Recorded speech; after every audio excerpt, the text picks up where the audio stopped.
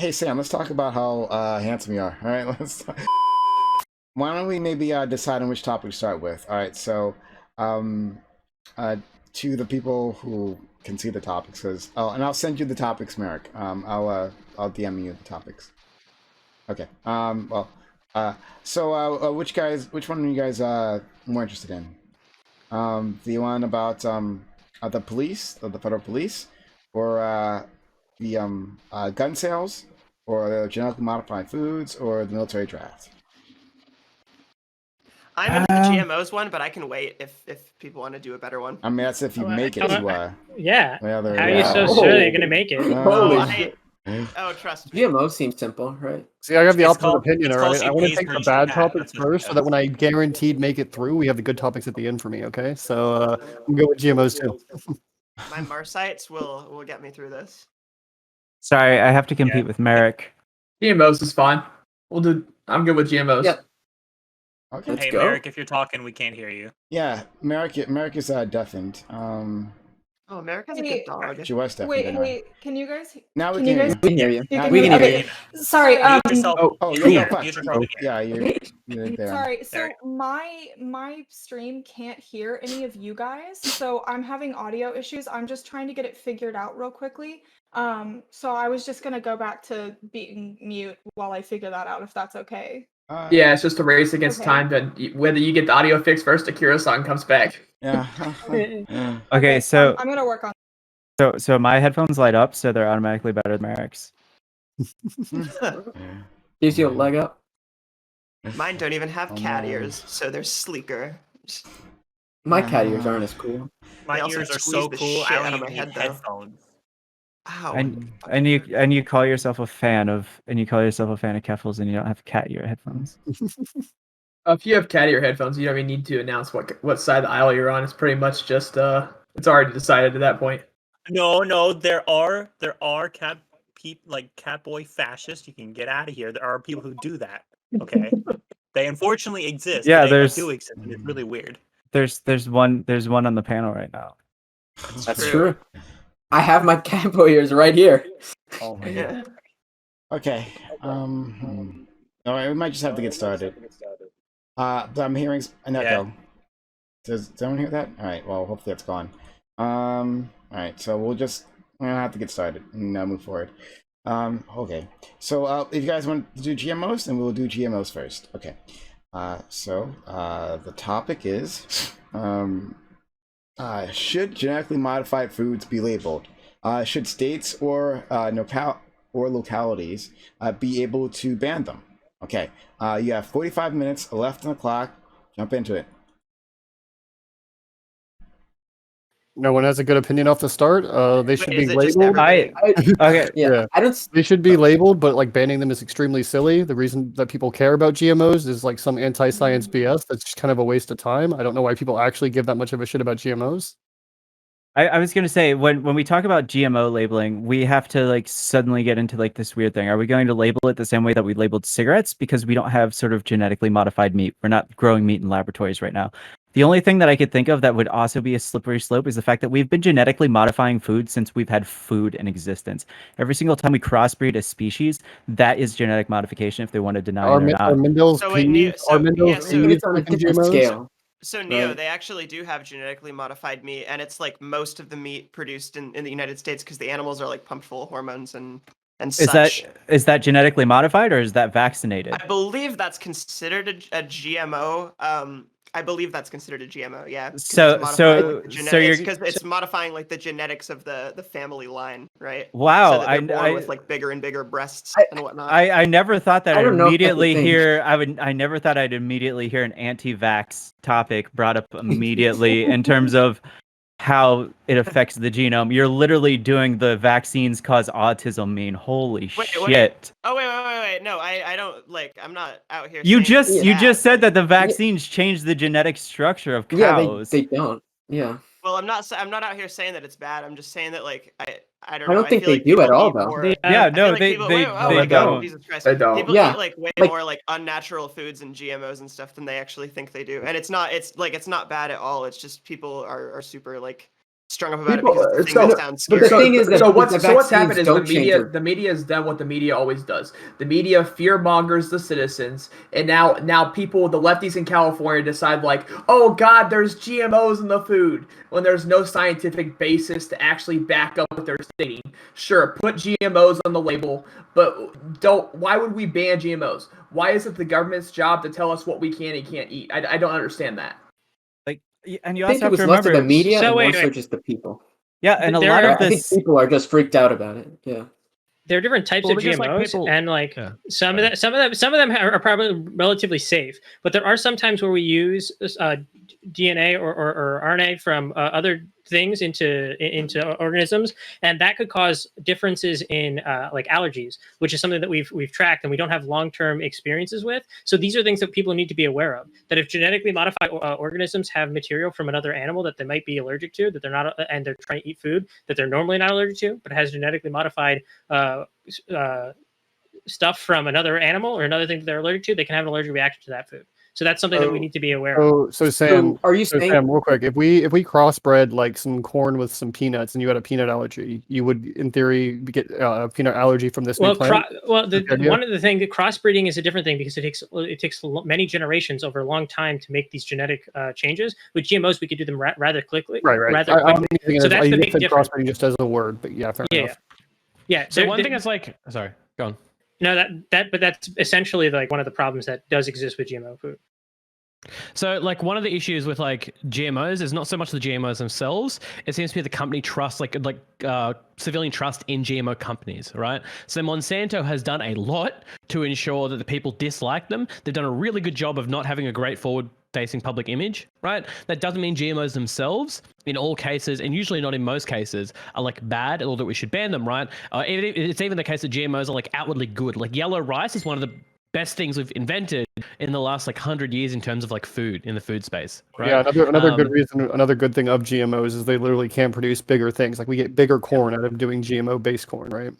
Yeah, but the way problem more is people people for way less don't money. trust. There's a lot of trust benefits the companies that have made them, GMOs. which is what they extend onto the GMOs themselves, right? Like the glyphosate issues with like Monsanto and stuff is like a good example. Monsanto is bad for Roundup, not because they make GMO products. Okay, they're bad for using bad pesticides and screwing over people and lying about it in courts and stuff like that. Okay, There's also a lot of benefits. No. You have to remember as well that Monsanto is the same company that literally makes you sign contracts when you go to grow special types of corn. This is not like a disknown thing. They've locked down essentially the patents on their genetically modified corn. The issue there is the degree of control over these, as opposed to like it's like a lack of transparency, a lack of like how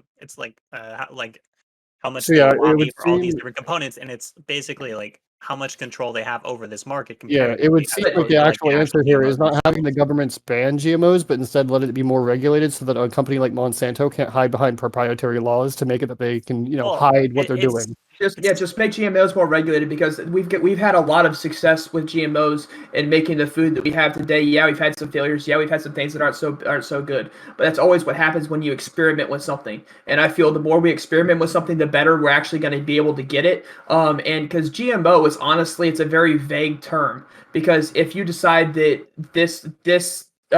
this plant brought more crops or bigger crops than this other plant, and you only use seeds from that plant, you're now arguably modifying the genetics of the plant because Selective breeding, right? Yeah, you're selective breeding. So you can argue that anything is GMO if you're deciding that you're doing this because of this specific reason. Yeah, and I was going to say it's survival of the fittest. It's kind of semantic, right? When we think GMOs, especially by the government. Okay. No? I want to push back against that wait, a little bit. No. Girl boss. Oh, I was going to say, this is sort of semantic, right? When people say GMOs, we obviously know what they're talking about, especially the way that they're regulated, right? When people put a label on it, they're not thinking, oh, well, we put this piece of corn instead of this one, right? We're thinking there's some shit in a lab, right? I feel like if we stray around into like just crops, the way we plant things, we're sort of getting off the point.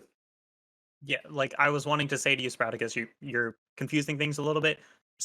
Selective breeding and like having plants breed together is not GMO specifically. It's the process of like altering the genetic structure through like scientific testing. So don't confuse that. Is Like GMO Okay, is it's specific set still, of rules. it's still genetic modification. It's gonna take a lot longer time to do it, but it's still genetic modification because because it's survival of the fittest, right? So why do certain breeds of animals genetically evolve to do other certain things? It's survival of the fittest, genetic modification. For the purpose of regulation, though, like, is that what we're really talking about? I don't think people are talking about that when we're talking about like banning GMOs or regulating we're GMOs. talking about banning we're talking GMOs. about the very specific process that has to do with like splicing genes or whatever. I think this actually goes to the point, though. It's a really silly categorization, which was his initial point there. It's true.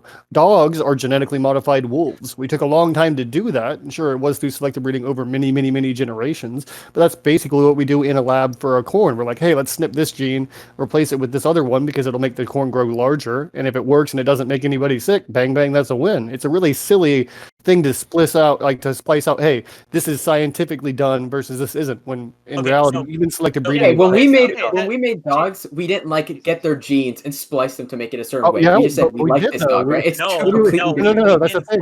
We did not. No, that's the thing. We kind of did, though. We took the Chihuahua and the Poodle and put them together to make a new dog. Like, yes, it's not us actually going into a genome. No, Jesus Christ, that's not how it works at all.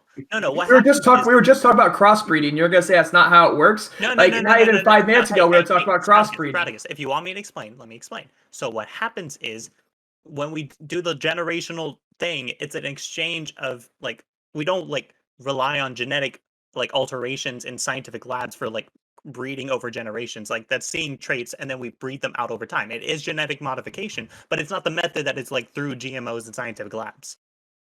And so that's what I'm saying. I think trying to narrow it down to say, hey, this is only things that we specifically did CRISPR style editing on is fair. But when we say GMOs, it's as big a category that it could encompass even it's just referring to something that we all agree that it is, right? Like if I was to go to ask the average person and I pointed to yellow bananas, yellow rice, and tomatoes and ask which of these is a GMO, they're going to point to the yellow rice, right? What it's language is use, and we understand GMO, yeah, sure, all these things are genetically modified because they're crossbred between these things. But when we're talking about the purpose of regulation, we don't need to get hung up on this because we understand what people are talking about when they talk about GMOs generally, right? Because ideally, I think everybody here except for you, Spreadicus, knows exactly what we're talking about. I think that's the big I know what we're talking about, but I'm not being allowed to make the point that this is a very vague topic, right? Because we were just talking about crossbreeding not even 10 minutes ago. So if you're going to talk about crossbreeding, then I know exactly what we're talking about, but we're bringing up crossbreeding. So if we're going to bring up crossbreeding, then I'm going to bring up the GMO as a very vague topic, and you guys brought up crossbreeding. So I don't know what you're Marcy, go ahead. Just go.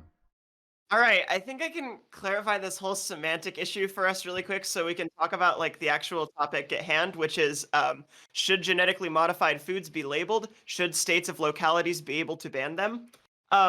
If we're talking in terms of the health risks of any GMOs, the evidence we have for that currently is zero, right? I think that maybe we could talk about funding the FDA more so that any potential health risks are gonna be brought up or something like that if they do exist. But the issue that we seem to have with these companies while we're talking about this isn't necessarily about the GMOs themselves. It's about other things that companies do, like fucking over farmers and fucking over the environments of poor areas and shit like that are outside of the GMOs but that make the public distrust the companies to the extent that they'll distrust even provably fine things like GMOs, right? So if we're talking about should GMOs be labeled, I think the answer to that is probably no, because they're not we label cigarettes because cigarettes can kill you, right? I don't think we should label GMOs until there's research that comes out about them being bad. But if we're having a broader conversation about trusting companies, that's a different conversation.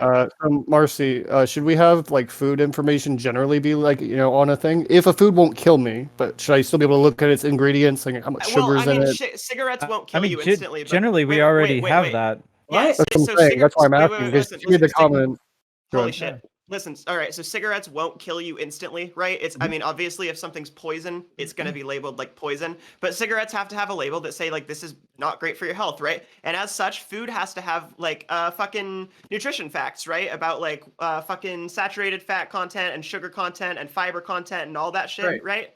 Right. But all of that stuff is documented to have physical like effects on people's health, right? So if you're a health conscious person shopping, it's very useful to have that. GMOs haven't been proven to have any sort of negative effect on people's health, so there's no reason to put that on the box. So are you arguing against having like a different section Well, that has the GMO? If they had a good effect on your health, I would argue that should be labeled too, for the same reason we label probiotics and things. But the fact that they have like literally no effect and aren't even like there's nothing like different about the food in the box, right? If you get a tomato that's been genetically modified to be bigger, it's going to be like the same composition wise as a otherwise tomato. There's no reason to mark that. It's like completely. I mean, there's no effects of having an ingredient list besides allergies, right? So I mean, to add GMO into like an ingredients list, there's no effect besides that. Marcy, to say something more specific, like there's no reason to put like made by a local farmer. Marcy, I have a question for you, Marcy. Yeah, what's up? Okay, so generally, what kind of diet do you eat? Do you ever eat Impossible foods, like the Impossible burgers, things like that? I'm vegan, but no, I never really eat the plant-based meats. The texture of meats here's the thing. Right now, there's more evidence that Impossible meats and a lot of vegan imitation meats that use heme are actually more dangerous for the human body than GMOs because they use heme, which is a liver toxin. So that should be labeled. I mean, heme iron should be. I know about heme because heme exists in like. Hemoglobin and everything else. But the thing is that based off of the way that they extract it from soybeans and use it, they use a very specific kind that's really, really toxic to the liver. So you have to use that in moderation. There's been lots of studies on that, and it's not labeled. The thing is that when everybody talks about GMOs, we always hear about this from people that are going around waving PETA flags that are talking about like Franken foods and shit like this. And the fact of the matter is that things like yellow rice have been proven that they could feed and help people in starving nations way better than things that are essentially fluffernutters that are handed out by the United Nations.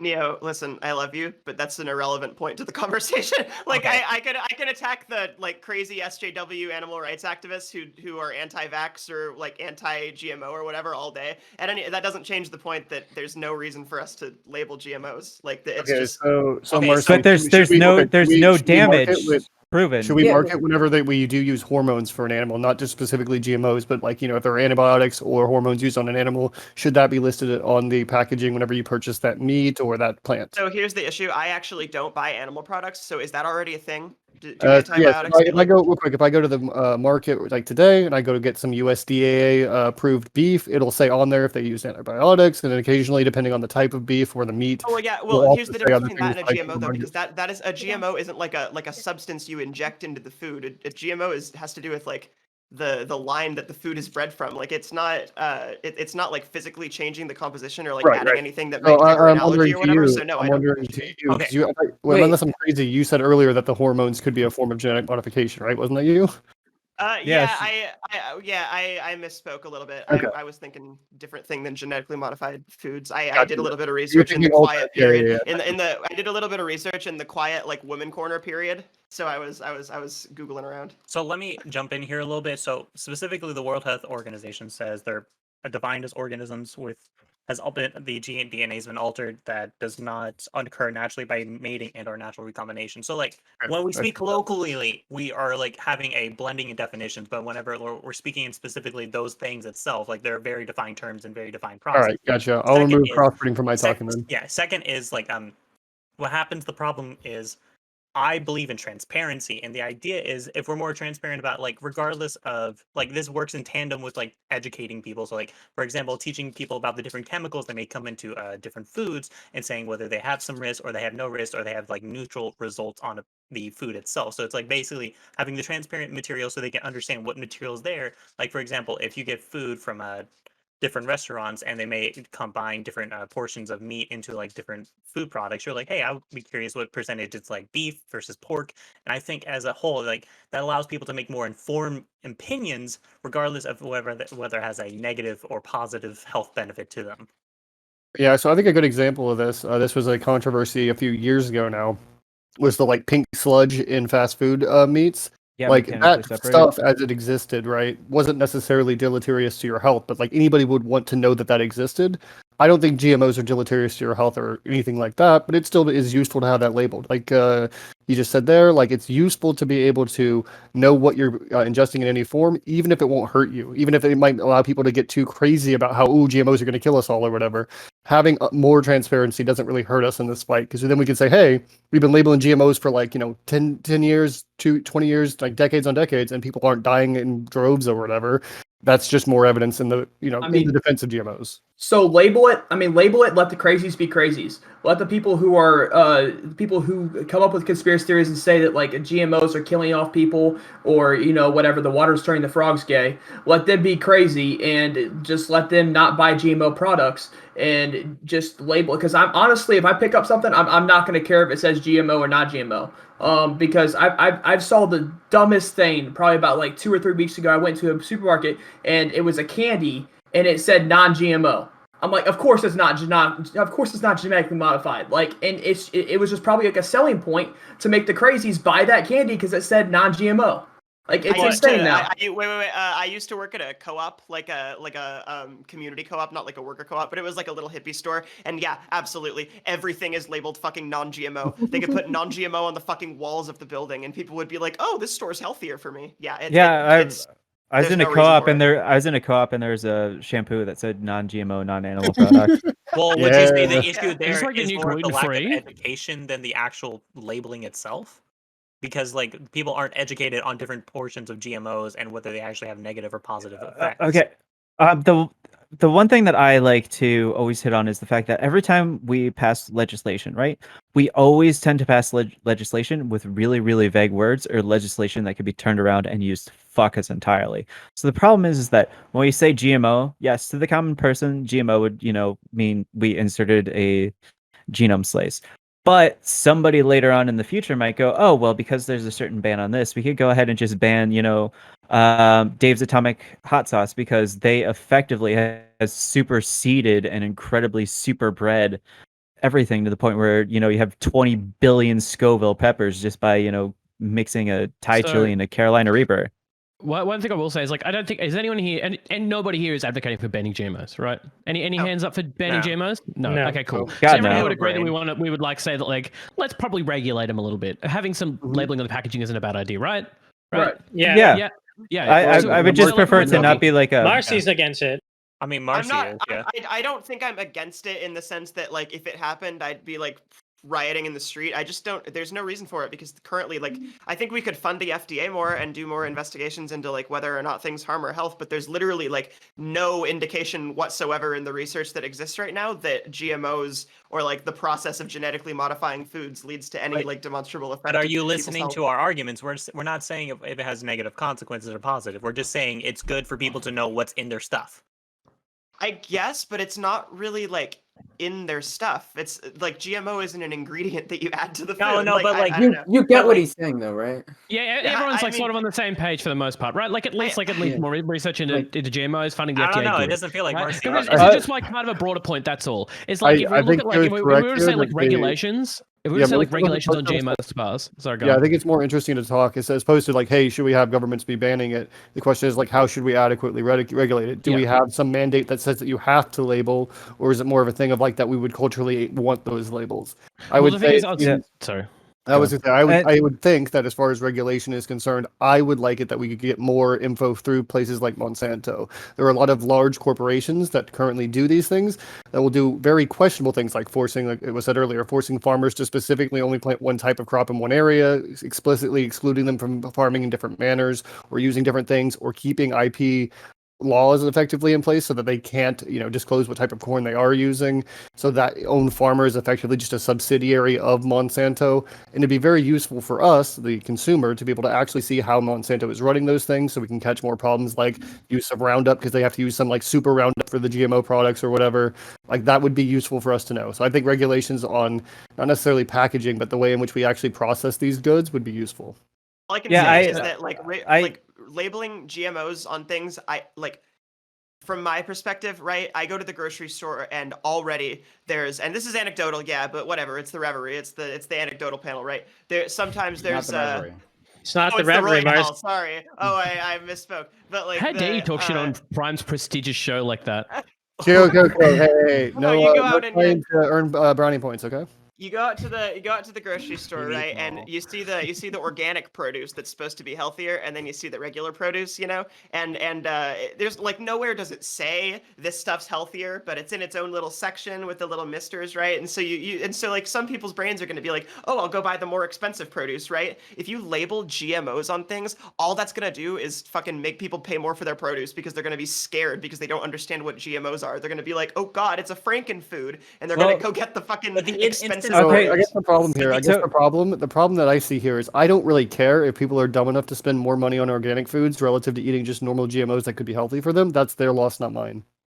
No, I don't think we're saying. behaviors. Marcy's argument might be like you could be shaping consumer behaviors such that what ends up happening is companies will steer towards using non-GMO products when GMO products could be actually preferable in these circumstances, just to beat to consumer demand. Because if you fork consumers that way, like the companies will follow the consumer. Am I correct? Yeah, I think if I were to take that, if I were think to take that a little bit further, GMOs have actually shown like a lot of potential in helping us grow like more food, just like more of it, and helping us grow in different climates, helping us grow, and it can like contribute towards like a lot of solving hunger and food shortages, right? So by like demonizing GMOs, by labeling them as this freaky thing that we as a society have already been conditioned to distrust, because like daytime TV is always talking about the GMOs. All this is going to do is make life harder for the consumer. Yeah, that I think I can see that. I can see that, but I don't think we're putting like emergency labels on these. We're not putting I'm not talking about putting labels like on warning like cigarettes where it's like big lettering, make sure everyone can see it. I'm talking about the back where no one ever looks. Just put it like right up there next to the ingredients. So real quick, I think something that Marcy and Kyo kind of skipped past, like one thing you guys missed there, is that it is a lot cheaper to produce GMO products because they can grow bigger, faster, stronger. It'll always be in that company, that corporation's interest to produce that good because it requires far less of them to do so.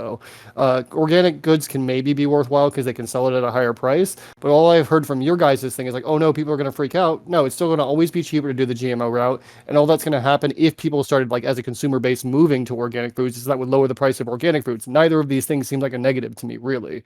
I was going to say we have study upon study that show that anything that is labeled as organic, 100% beef-fed, et cetera, it's always more expensive than what is assumed to be like a pink sludge-filled burger already. So we already know that the prices for organic, and that's in giant quotation marks already, food, it's already raised up. So it's like, when it comes to the labeling, I'm completely fine with you putting it on the back or putting like, contains genetically modified soybean, contains genetically modified X. The problem is that when you start getting into the labeling, like, what do you actually include? Like, are you going to just like include like a fold out, like you just bought a PlayStation 4 and it has the entire genome sequence? Put that on, and I mean, and to add to that, do you put that on produce? Like, does every little produce tag have to say like contains GMOs? Like, how exactly? Because that is like inaccurate, right? Because it doesn't contain GMOs. It is a GMO. So like, I don't know. I just think the public consciousness of the word GMO. I think Sam brought up a good point before about the peanuts and stuff, right? Creating allergies.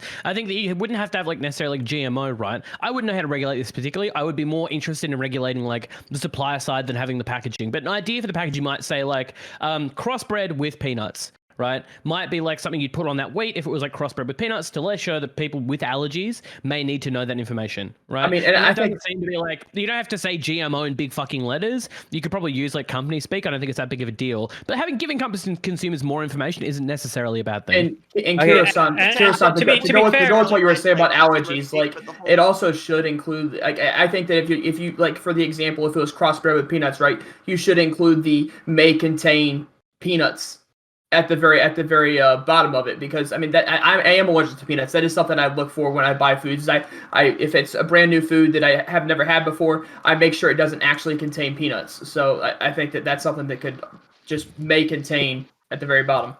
And to be fair, the research into like allergic reactions in GMO foods seems to be a very new thing, because testing for this stuff and mass production of GMO foods in the way that it could cause these kind of allergies to spring up is relatively new. So like, I think I'm sort of making the mistake of thinking of the first question in relation to the second question about like whether or not we should ban them or whatever. I don't. Yeah. I mean, they're like two separate questions, and then we like kind of. Yeah.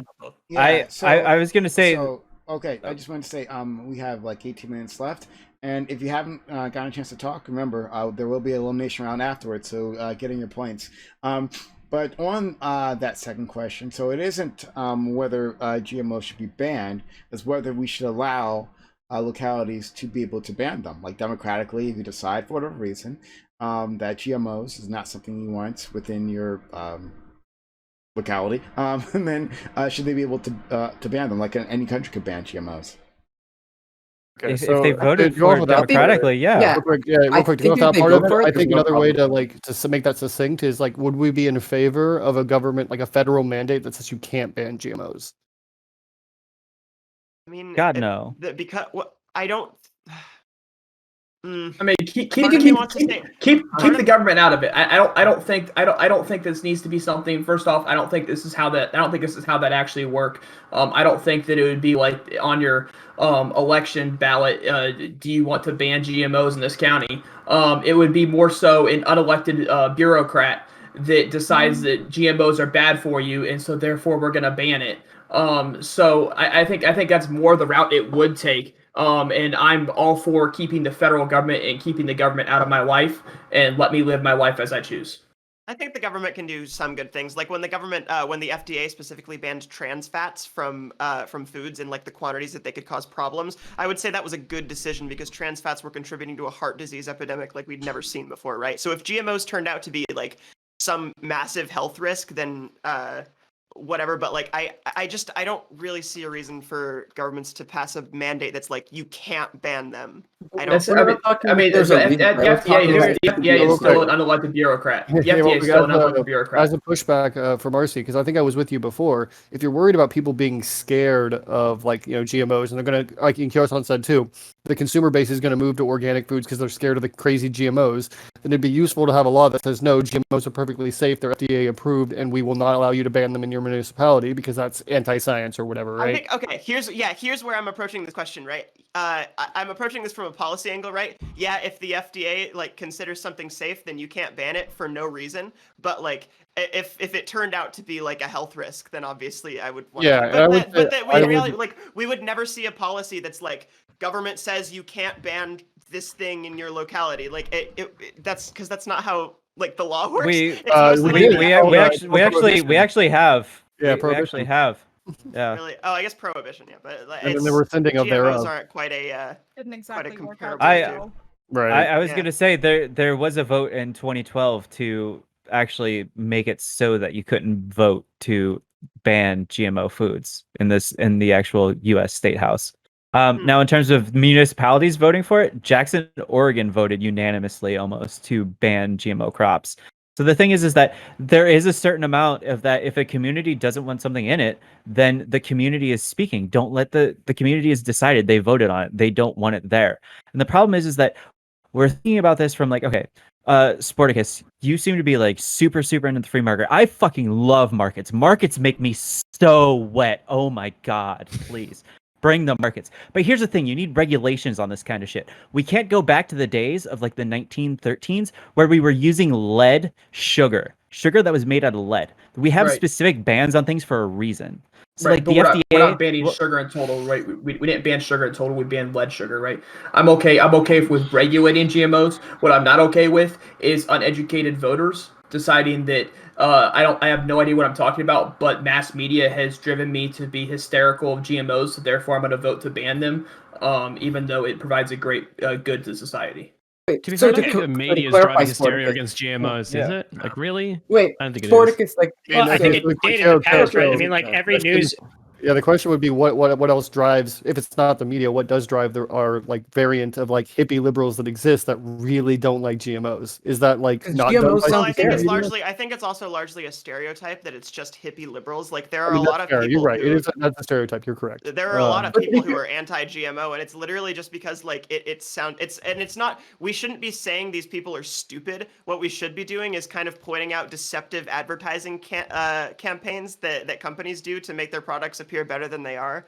Like if you have a sugar with 30 grams of cereal per cup and you label it non-GMO, people are gonna think that's healthier than it is. That's like a proven thing that happens. So I guess the if I- answer if I here, may I guess the say answer here is we need more Consumer Financial Protection Bureau style runs on like how they advertise these products, right? Oh, If We absolutely. Yes. we also need It's more not like that. nutritional One at a time, education, one at a right? time, one at a time. Yeah. If I may say, it's also like I feel like your argument here, Marcy, has been the entire time is people are uneducated and they're like controlled by like advertisements, all that shit, right? And I agree. So what we need to do is instead of like, I mean, I agree that transparency is good, but the bigger issue here is lack of education on nutrition and all these different components that go into the process of creating food. So that's the bigger issue at hand, and not necessarily labeling itself. Nutrition education is good, but also I think that companies like deceiving people outright about what they're putting into their bodies is a practice that could be cracked down on a little bit harder. Yeah, I'll take that. Yeah, route. but- I'll bite that bullet. I think that's the main issue, though. fucking- It's probably literally just because GMOs sound scary. Imagine if someone came up to you and said, "Hey, this beef or this like apple, we did some real fucked up shit in the lab." That's what most people think because GMOs, genetically modified, whatever, right? That sounds scary to most people, right? I don't give a fuck, but the average person, that sounds scary, right? Yeah, well, it sounds it's the scary, same and if you thought- tell someone that your food doesn't have it, they'll be like, "Oh, then this food is clearly better than like foods that don't say this on them." And it's a way to... you don't just say it's a GMO, right? You say, okay, GMO, what does that mean? It's basically said, hey, we basically made this a little better at what food normally does. And so you're like, here's the explanation, quick summary. And like, oh, okay, that makes sense. And then from there, they just continue on with their lives. It's like, it's a really simple process of just saying, hey, this really does nothing. And from there, it's like you just continually expose them to that information to where like this does nothing, and until we show. So, I guess- To be I fair, guess I think I a know- lot of this is in advertising, right? So if you had like beef and it'd be like GMO, you could be like, it's power beef, and you have it in like fucking chain font, dude. It's got 20% more protein, power beef. Like that's gonna sell more. It's just like all through the advertising. Like it's like you're gonna care if it's GMO as long as it has the thing But that they want, right? But on the flip side of that, though, there's also and this is more what I'm talking about. There's the like Simple Farms non-GMO chicken nuggets. Indulge in a classic chicken nugget from Simple Farms, non-GMO, and like, yeah, it's non-GMO, but like it's still made up of like a bunch of like chopped up little chicken parts and like really fucking bad for you because it's deep fried and like oil. I don't know, like. But this is just like nutritional health, right? Like this is just nutritional health education. Like unless you want to like. I guess as an example, there you Sam, can hold on, get Sam. organic. Well, let Sam finish his point. Sam. And unless you want to like start regulating everybody's like diet to the point where they know like that the government chooses everything they're going to eat, right? Like unless you want to get rid of like all foods that you've deemed like the government deems as like unhealthy, right? Wait, I don't get it. Wait. That's like a massive like absurd version of what I was saying. I'm just saying that like companies shouldn't be able to I'm just advertise. saying if you just run it, if you run it down this line, right? Like I'd rather go with like Kyo-san said and like have these ads that are like, look, this is the power beef, right? But like I don't know. I think banning the ads. And to be clear, like companies are very aware of how this works. Like most consumers at this point are very aware high fructose corn syrup is bad for them, right? So what they do is they just relabel high fructose corn syrup as a fuck ton of other shit, right? I can't remember the names for it though. Now it's like corn sugar, corn sugar, yeah. They did that it's with, some weird fucked up trans shit. fat too. Now nothing will ever say trans fat, but if it says partially hydrogenated oil, it's still got trans fat in it. So now they're calling it cis fat. It's But company I think talk. that- It's that's- company that's- talk. Here's the wait, question. wait, I got- that's okay, literally here. what I'm saying. I think that with things that have been like proven to have a sufficient effect on your health, I think that like it obviously the government shouldn't restrict people's individual diets and like ban certain like foods from the ship, but like things should be labeled so that people know what they're putting in their bodies. Here's a So question. you agree with this? People I got should this. be able to label them. Marcy, here's a question. If we go to the store and there's some chicken nuggets and they say organic chicken nuggets, would you want that not to be labeled on there, even if those were like organically raised chickens? Because obviously those chicken nuggets with the breading are going to be unhealthy. This is If everything extremely to that was organic- complicated, but the USDA's the sequel to Super Size Me touched on this, and I looked into it myself afterwards because I don't trust that guy. But the USDA's standards for like what can be considered organic are extremely fucking lax. So like I think that that's a really broad discussion that can't be answered in a yes or no question right now. Okay, fair enough. I mean, they thought have to process be is you started lax off for a with saying, hey, reason. you don't want these kind of labelings, right? You don't want the labels that say like this is more healthy than it necessarily could be, right? People are going to buy that because they think it's healthier, even if it really isn't. And to my eye, that would just mean that we would want more labeling. We would want the thing like the GMO labeling and stuff like that. We want even more information. So anytime that we have this discussion and we're going to nix out some amount of information or transparency, that negatively affects the way we can have that conversation about how those chicken nuggets might be organic but aren't healthy, you know? Marcy. Yeah, like So there's Market does this already. Marcy, Like marketing for different holy companies crap. do this already. That's right, Marcy. What's up, Prime? If the organic labeling, right? If that was tightened up, right, to mean something very specific, right, and different, right, from factory farming. There was something that was definitely unique from factory farming, and in that case, would you want products to be able to have some sort of organic stamp? Yeah, so that would be an entirely different label. Organic has like not really a lot to do with like how it was farmed or whatever. Organic has more to do with like what it ate. But if you're talking about like branding for people's ethical considerations, I think that's an entirely different ballpark. Like if somebody's like, oh, I only want to eat chicken that wasn't factory farmed, right? And you put not factory farmed on a bag of chicken, I think that's fine as long as you're being truthful, because that's an ethical thing. So like, how is that different from the GMOs though? I mean, yeah, like if they decide, like, what difference if it's not, even though it maybe not be an ethical concern, what difference does it make if they simply decide that I want that labeled? Oh, I mean, I'm fine with the government labeling GMOs. I gave the impression earlier that I wasn't, because I was thinking about it in the context of the second question, like label them as like, harmful or whatever when they're not. But like in the same way that we label cigarettes, not in the same way that we label like ingredients on a package. I'm totally fine with GMOs being labeled in that way. But Marcy, I'm still trying to like figure out your line of logic for why an organic McNugget would still be bannable. Like, what are you talking about? What are you talking about? Because you were sitting there talking about how we need to label certain foods as being unhealthy or not. You were talking about how, oh, well, it might come from an organic farm, but it doesn't mean because they use more than one chicken that all of a sudden it's not organic. Like if I don't care about people like labeling shit as I don't care. It doesn't have to have a big unhealthy sticker on it. I'm not thinking that simplistically. I'm just saying like deceptive marketing terms like organic that don't actually fucking mean anything with the like the laxity of the USDA standards for that kind of thing are basically just used to trick people into eating things that are the same quality for them as like the cheaper version. So yeah. I think that's pretty immoral. Yeah. But you realize that when it comes to food, there's got to be leniency in terms of the terms used anyways. Because like if we go all organic, then organic would mean anything from it's not raised on a farm at all to, oh, well, it's organically grass-fed, free range, et cetera, et cetera. So like, I mean, I eat organic you get super slippery into it. I mean, maybe it's slippery, but there are people whose job it is to research these things and to figure out like what the difference, like where the difference is actually made. So I think, maybe I'm a little too trusting of the government, but I think that there's ways we could figure this out. So Marcy, this fall, I'm gonna go hunting. Okay, so I get a deer. Would you be okay with that? You can call it cringe if you want to. We can have that debate another time. So would that be like up to your standard of organic? Not knowing, because you said organic's all about what they ate. I don't know what this deer ate, but I do know I got it from the wild. So it's difficult from a personal angle, because if I'm answering this from the position of like a government official or like an FDA scientist, I don't know what they know, right? But if I'm answering this from a position of like me as Marcy, I don't even eat meat, so I don't care. So I don't know. I feel like that kind of thing is best parsed out by the people who label it. Also, are you like wrapping and selling this deer? Like, do you have a business license to sell this deer? Because if so, I put it in my freezer. But saying I was going to sell it, saying I was going to a farmer's market to sell venison, would you have any arguments with me for labeling it organic? Yeah, well, under the current standard, it's very possible you could be being deceptive, but I guess in like a vacuum, no. But to do that, you would already have to go through like the USDA and how would that be deceptive? Food sales certified. What? How would that be deceptive? Oh no, I mean, I guess that like might be fine in this hypothetical, but I'm saying if you were to do that like in this current system, I guess I'd have no way of knowing because the USDA's current standards for organic are really bad.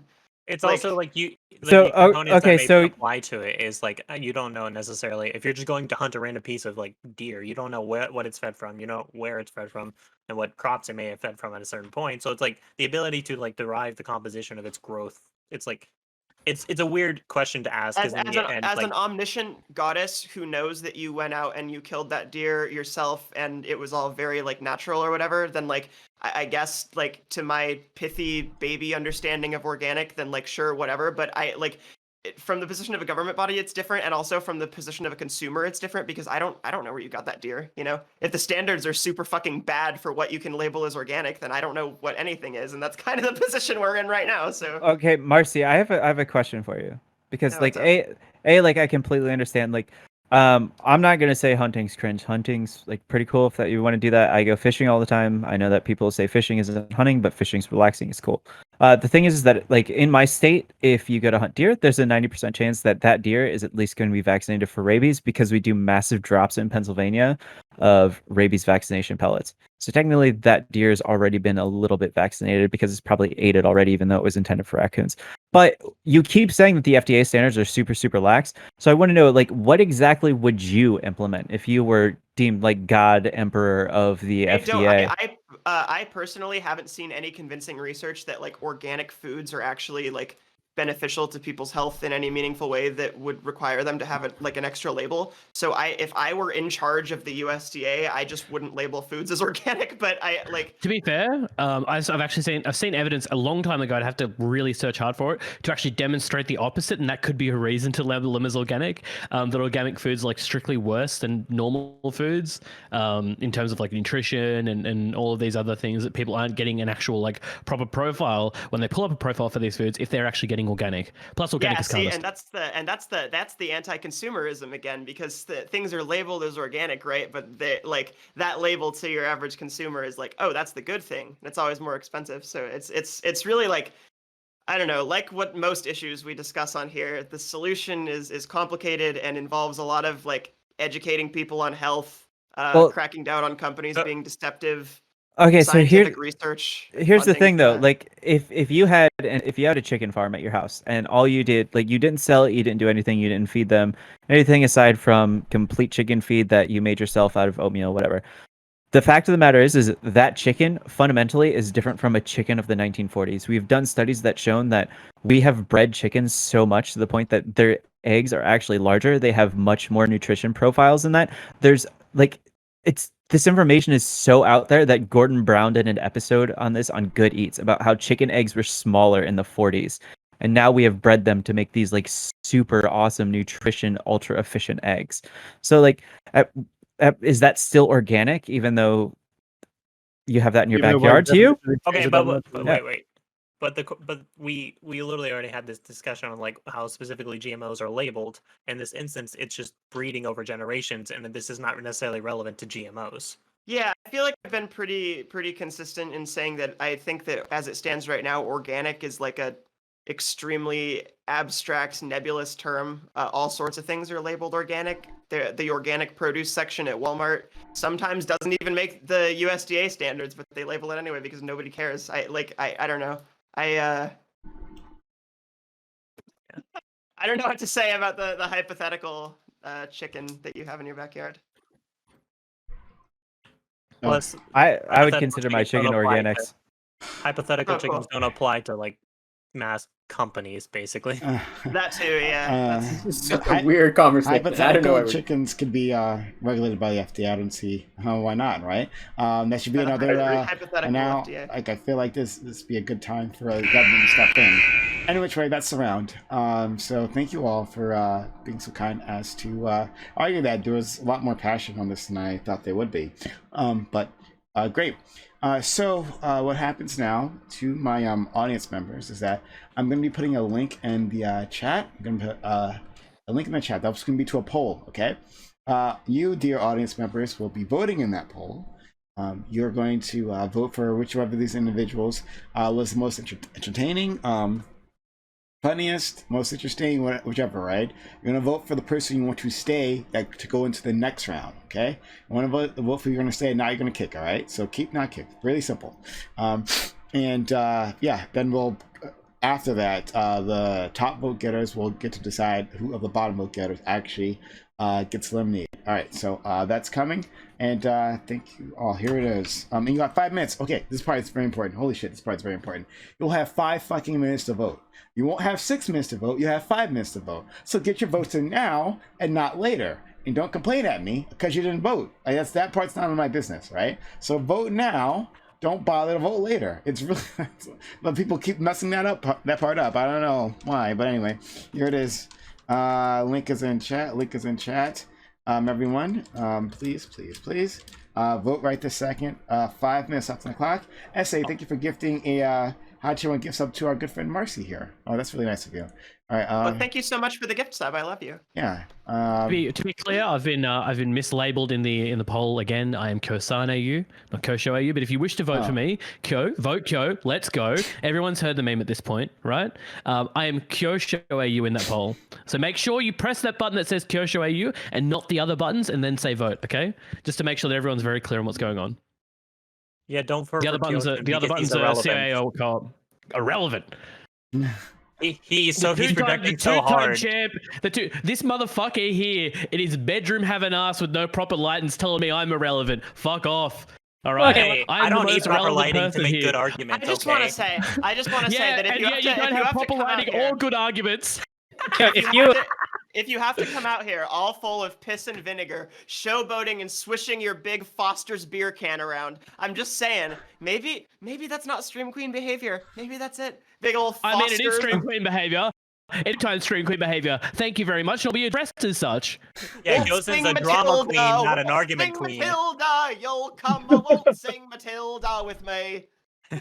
That's a good song. It's a banger. What are you talking? Is this trying to be some kind of ode? Come on. It's just that was actually supposed to be our national anthem, and that would have been a banger of a national anthem too. I'm mad we got the one we got. Unironically, I love that and song. She sang and she waltzed and waited for a Billy Boyle. Whoa, come a waltzing Matilda with me. What are we doing? Okay, so I was going to say, everybody in the chat real quick, you should vote for me because I am a giant whore and I love attention. And also, by the way, vote for me if you just think that we should completely regulate how companies work and we should get rid of certain patent strikes on food because it's not really, really cool that we get to copyright corn seeds. That makes absolutely no fucking sense in a modern society. Vote for Marcy. Vote for Spartacus. Vote for Marcy if you want to wake up tomorrow with a working bladder. Okay, I can't. Oh, that sounds like honestly, a threat. wait, listen. It's not a threat. It's just like a strange phenomenon that's been noticed in people who don't vote for me in these polls. They wake up the next morning and like instantly they just like pee themselves every time they have to go. It's like their bladder control function just like shuts totally off. All right, if you don't want to be a little piss baby, vote for Marcy. All right, girl boss. Vote for Marcy. Always be girl boss. And I'm going pee now. I actually need a piss so bad. Wait, did you not vote for yourself? Like, she's like, oh, I forgot to vote for myself, so I have to go. No. You see, Marcy confused correlation to causation. The correlation is we get the 5G microchip, and because of that, it causes us to lose our bladders more frequently. And because of that, herself not voting for her has nothing to do with this. A vote for Marcy, somebody who quits. It's because the inguinal canal is actually a 5G receptor. A vote for Marcy is a vote for cringe. Vote for me. Yeah, a vote for me is a vote for the fact that at some point on stream you'll end up seeing me browse 420chan and have to burn a VOD. Vote for me because I want worker cooperatives. You want more fair companies, you have to have worker cooperatives. Yeah. Vote to keep the conservative in. Vote for me. I think you should just vote me because it rhymes. Let's go. Vote Kyo. The rhyme works. It all works. You should hit the vote button. Okay. You should all immediately take your votes away from Kyo and give them to me so that Kyo can, take a little bit of a chill pill here so he doesn't end up actually winning somehow. You need to vote. Will end up winning. I'm sorry. You wanted the proper rhyme. You want the proper rhyme? Vote to ban Kyosen. We have 90 seconds left on the clock. 90 seconds left on the clock. So again, if you haven't voted, the link is in chat. Vote now, don't vote later. We really don't give a shit if you do vote later because once I refresh, not when you refresh, that's when it counts, right? So if you voted afterwards, well, who cares, right? I'm telling you this now because every week we have drama around this. People voting late and like, oh, why is my vote not counting? It's because you couldn't follow simple instructions. So vote right this second. Keep the person that you like here, right? Among these individuals, vote for whoever is the most interesting. Who's make great points. So vote right now. Vote right now. Don't vote later. We have less than a minute left on the clock, right? Simple instructions. Vote now. Make sure you double check those poll counts too. You don't want anybody with a suitcase underneath the table in Allegheny County slipping something out. Stop the count. Stop the count. Stop the count. Hey guys, there's a water pipe that bursted. We're going to need to stop the count, and I'm going to count the votes all by myself afterwards, and I'll come back with the real results. So just stop the count right now, and I'll count them up here in about 10 minutes. Show me the evidence. Has anyone won yet? What? No, we're still waiting. Everyone, vote right now. You have only a few seconds. It's gonna take about left. a week to count Pennsylvanian votes. Okay. Merrick, are you unmuted now? It's gonna take a couple days for Alaska. Can you hear me? Yes, we can hear you. What's up? Oh, Merrick, what's up? Hi. I'm shocked that I'm not being muted because I was like just waiting for that to happen because I didn't know that this was an elimination thing. I didn't know what any of the topics were. And then when I got on here and you guys were talking about GMO, I didn't know anything about that either, which is why I haven't said a word the entire time. Just gotta throw your hat in the ring, your okay? stream still couldn't hear us. That's hilarious. No, I haven't wanted to say something stupid or uninformed, so I'd rather just like not say anything at all. And then he said it was elimination, and I was like, okay, well, this was fun that I got to show up and be on screen and be quiet for 15 minutes, and I guess I'm gonna go back to my stream now. Okay. Did three people drop out and give their votes to me? Because that's kind of what it's looking like. So, okay, everyone, the vote is up. If you voted afterwards, obviously, I don't give a shit. So, we will get started. We'll get started on this. So, I'm gonna put on our spooky elimination music because we're in the elimination round. All right, so our top voters, right? If I can actually get back to the page, that'd be great. All right, so not surprising, Marcy standing way at the top, like, and not even close. Marcy, hold on, let me see. You lapped the next person, which is Killson. Always be girl bossing.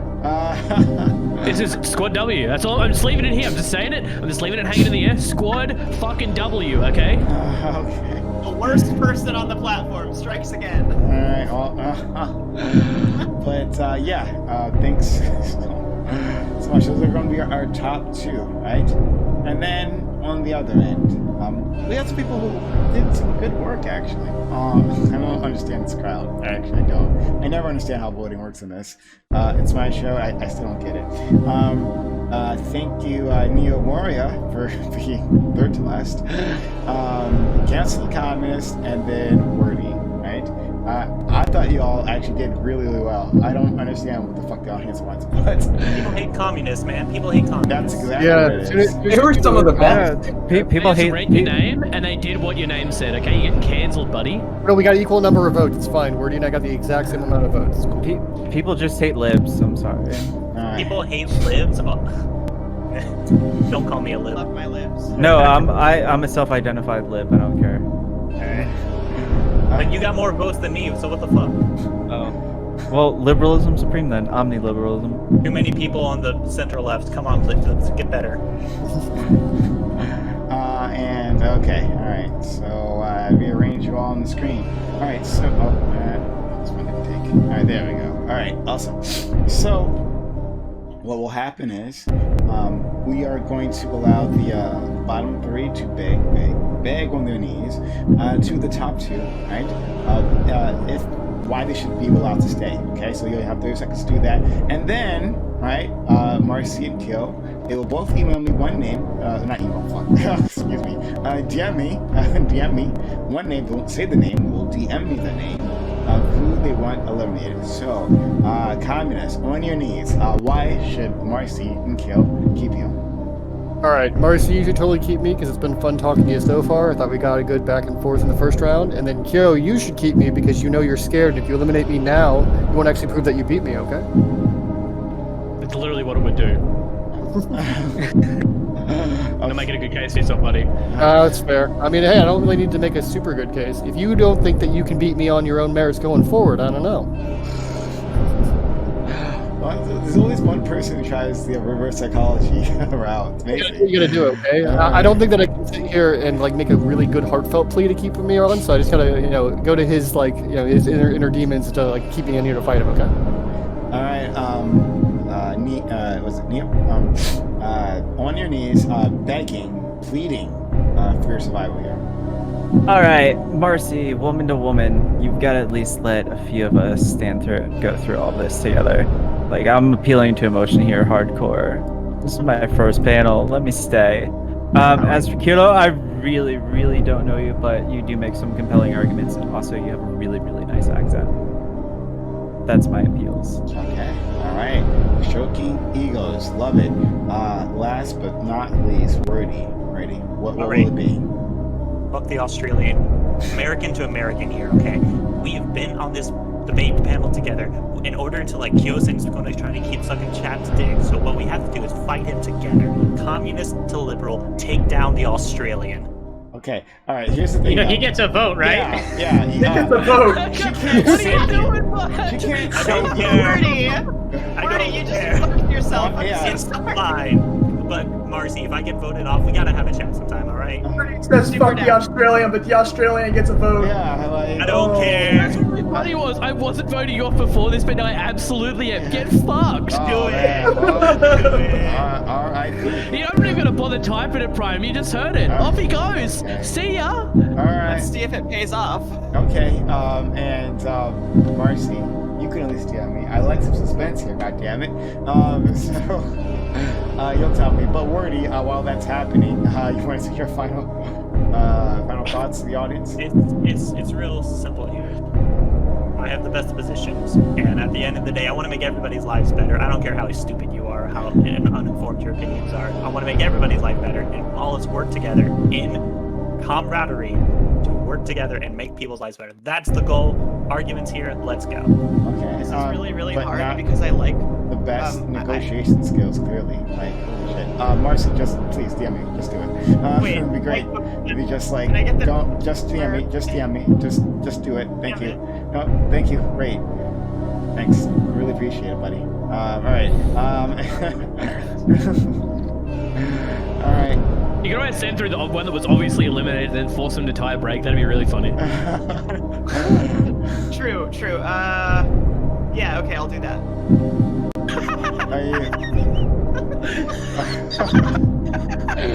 All right. Well, No. Okay.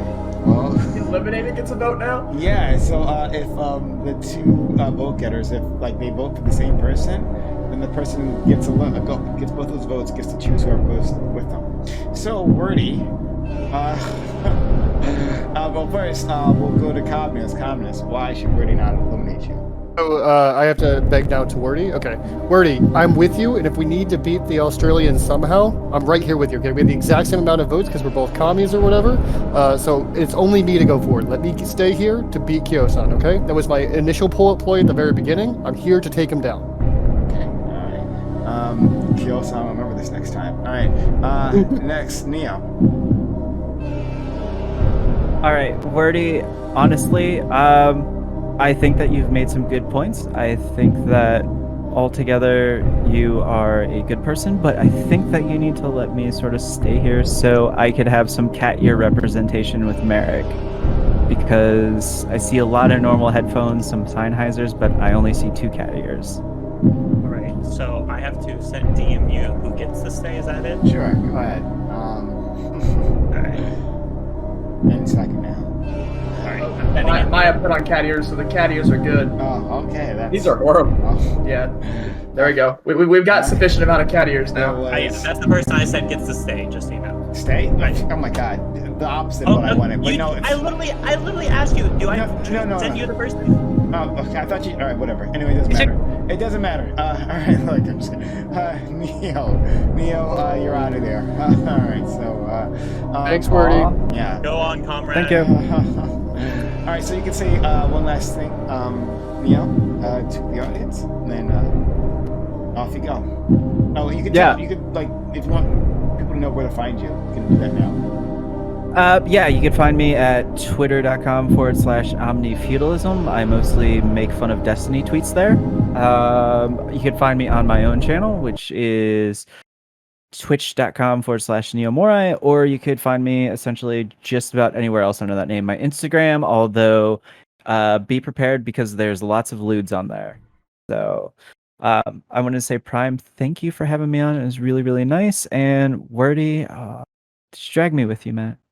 Hey, if you want to chat after this, I'd be down. Yeah, sure. I'll drag you onto my stream. Okay. Right. Yeah. Thanks so much. All right. Wordy, Neo, have a good one. Dropping my links.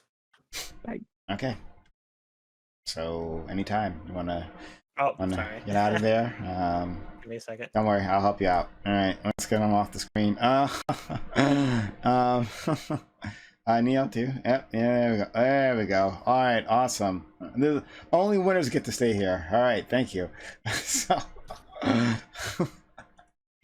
right. Well, that was a thing. All right. So, next topic. Across America, the federal government has had to step in and oversee police departments due to their history of unjust violence. If localities can't be trusted to properly oversee their police, should they be placed permanently under federal jurisdiction? Okay, so we saw this a lot in the Obama administration, right? Like Ferguson, I believe, was placed under federal jurisdiction, and to get them in order, right? And it seems to be effective. But beyond that, there's also, but then in the Trump administration, they kind of stopped doing that altogether, and seem to have restarted this in the Biden administration. So if there is a department, right, let's say the New Orleans Police Department, which is had a terrible track record, like if they have a history of these violence, should we not just keep them under federal jurisdiction and take them out of local control? 35 minutes left on the clock. Go ahead. All right, so if we're going for specifically, cops and police organizations that have like a track record of bad behavior, which is what we have used for Obama in the past, I think that would be a situation that is very useful to have federal jurisdiction. But to say that they would remain that way forever, I think is probably not tenable. There's going to be laws in each locality or municipality that are going to be pretty specifically derived for that area. My good examples I can think of are like drought restrictions in California, or like how we do pest control in places like Texas or other rural areas, where it might not be relevant to how they treat their citizens, which is why we want some oversight. But we can't have like the federal government have to have a totally different way it organizes or deals with each of these individual police precincts in different areas. I think what we want is oversight at the DA level, so that we actually take those cops that have done bad acts, that we actually prosecute them and we actually bring them to trial. But when it comes to saying that they would stay underneath federal jurisdiction and effectively become a new FBI branch, I think that that's probably not going to be a like sustainable idea going forever. I think that if you're gonna make, I could. Interagency oversight is never a bad thing, and I honestly would even be fine with. I mean, this has been floated before, but I would be fine with the creation of a new agency that was set to like oversee police departments. But I like any new agency could also just become shiftless and corrupt, like the police departments. Like that's just like I don't know. So I don't like the idea. I think it's solving a problem with a solution that is like way too sweeping and huge. You know, there are ways we can address police violence and police misbehavior without literally making all police federal police. I didn't know. That's not the question. What is the? Again, the question is if a department has a history of bad behavior, right? If that locality does not seem to be able to get them into shape, right? Like we can either put them under temporary like federal oversight and maybe increase like change their behavior temporarily, right? But if like you if you put it back under local oversight and they do the same things, then shouldn't this prove that the locality, that state, cannot manage the police departments? Then in that case, should the federal government not take over permanently? Take over? See, that's what I'm addressing though. I don't know about take over, but as far as like install somebody in there to like make sure that the guidelines are followed, yeah, that's a different story. And I'm gonna start off by saying this. I'm gonna start off by saying that I don't think the police department is inherently corrupt. I think that's something that the mass media has pushed. I don't think it's inherently corrupt. I think we still have a lot of good cops out there. I just think that the worst of the worst is what we see on a daily basis. And I'm beginning to get actually disgusted about just seeing the worst of the worst on the news all the time. But to add on to this, I don't think the federal government should be the first one to step in. I think the state government should be put under providence by the state police first. I think going from locality to federal is a huge jump that doesn't need to be made. But I'm a fan of small federal government, large state government. So that's where I stand on this. So it sounds like you fundamentally misunderstand the phrase "all cops are bastards." Like if you're saying that it's that police departments, it's not that they don't work or it's not that they're broken. It sounds like you don't actually understand what's being communicated when you said that. I would also like to push back on the idea that you should immediately go to state after that, because we're not necessarily talking about like paperwork is not getting filed if we're at a point where the federal government is talking about intervening on a local level. We're talking about police. We're talking about like extrajudicial murder. We're talking about extortion. We're talking about embezzlement of funds. I mean, we're talking about the kind of crimes that I think are really, really, really serious when they're placed in the hands of people with authority. If we're even beginning to have a discussion about a federal government. Merrick, I have a question. Merrick, I have a question for you. Are you a fan of the idea of like community-based policing, where like people that live in an area would police that area that which they live? I have mixed feelings about it. I think a lot of that is just anarchists reinventing the police, but not wanting to say that. And that might sound a little harsh, but I guess I would be more in favor of that than I would be necessarily like whatever it is that we're on now. Real quick, the reason I ask that, it's not an anarchist take necessarily, but it's an important one, because I personally, for anarchism or whatever reasons, do believe that if you live in a community, you're more likely to police it appropriately as opposed to doing negative things, right?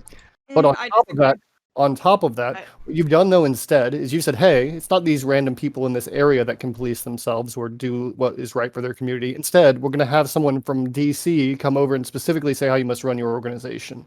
There are going to be situations where we need this.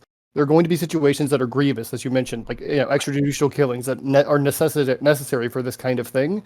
But if you do that, if you say, hey, that the federal government is going to come in and run your how your system works, you are going to guarantee that the people that are policing you have no cares or qualms about you at all. You're asking a larger, further away government to come to you. I think you're misunderstanding, though. Because it's not about the federal government coming in and policing the people. It's about the federal government coming in and looking into the actual police officers that are already in. Yeah, so I think we would have a problem with the. Sorry, I have to do this. You said ACAB. Are the FBI or any federal organization that comes in to do the oversight of the cops, who are themselves also law enforcement officers, are they also that be in ACAB? So, I mean, I didn't come here to push the idea of ACAB. What I'm saying is that I think that's the first thing you said after I was done. Okay, can you let me finish so I can explain the point that I'm making to you? Is that okay?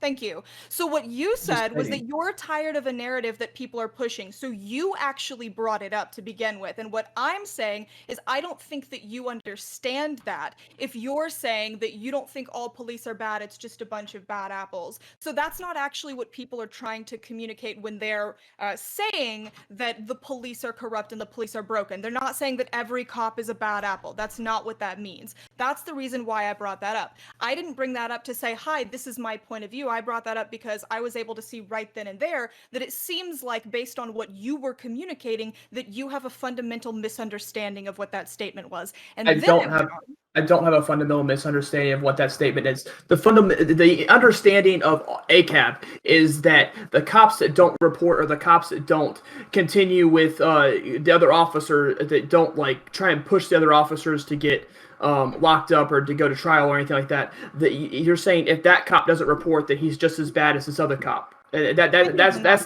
the understanding of ACAB. Well, what I'm saying bigger than that, because you talk about a system that like fires or retaliates against officers who do speak up and who do come forward. So it's not even just that like there's a collective responsibility. It's actually bigger than that when we talk about structural problems within the corrections department itself and the way that there is retaliation towards officers who speak out. Okay. that's still nowhere near what I was saying. What I was saying is that the mainstream media decides to show us these cases that are horrendous, and that's all they show. They don't show the good parts of the police. They don't show police did this that was really good. They don't show the police handled this situation correctly. They don't show any of that. What they do is they show you the horrendous things that happen. And I'm sorry, what? Do you not see how that ties in, though? Do you not? Are you missing my point? No, because I'm job. doing horrendous things repeatedly. I would just stop doing horrendous things. Is it that hard? I mean, you don't see. No, what I'm saying. When police do you good guys stuff, must, they're you guys doing their must really job. You don't get misunderstand what I'm praised for doing saying. your job right. Let Spartacus finish the point. Go ahead, please. Okay, so what I'm saying is that the media has decided to carry this narrative because it's shown to be very financially productive to them to show you that police officers do bad things sometimes. Okay, and I don't like those cops just as much as you do. Okay, but what I am stating is that the media has driven this narrative because it's been profitable for them. It's been giving them clicks, and it's the idea that people think this is a more dangerous world than it was 30 years ago. It's not it's not more dangerous, right? It's what it is that you see more stories, and these stories are put nationally. Do you not think that the drug war and the war on drugs has made this country more dangerous? I think the war on drugs is an absolute failure and needs to be taken out. But you just said it's not more dangerous, so do you not think that it's made things more dangerous than 30 years ago? The war on drugs is a national thing, and I've already said that I'm not for federal government telling states what to do. So as a note here, real quick, as a note here. Okay, I don't think I think the federal government fucked up with war on drugs. What I'm telling you is it's not a more dangerous society than it was 30 years ago, but mass media would like to have you think that. The question was, hey, did the drug war make us more dangerous than 30 years ago? 30 years ago was like the highest murder rates in all of the American history were in the 90s, okay? Before that, we had the drug war in the 70s and 80s. This started with Nixon. This isn't a 30-year-old problem, it's a 50-year-old problem. So your concept of like, 30 years ago, the drug war, that's what makes things violent now. No, like America has been on an upward trajectory for violence for fucking a century. And that's just not true. That's just not a little bit better. Lowest we're way low right now. It's better now. It isn't better now. Your argument though is that the drug war made us worse off or whatever. No, right now our current America is like the safest it's been. That was his point before. I might not agree. No, I'm asking about levels of violence. But it's literally a fact. Yeah, violent crime is down. So we'll go to Marcy and go to the state. We'll go to Marcy. We'll go to Marcy, then we'll go to Sam. Don't worry, we'll get back to you, Merrick. Okay. So I understand that we have a constitutionalist conservative here, and so we are unable to talk about anything other than how the media is out to get the police. But I would like to remind everybody that the topic was actually not about ACAB or the media narrative around police. It was about should police departments that have been proven to consistently be fucking problematic for their communities have the option to be like moved into by a federal oversight committee or branch, right?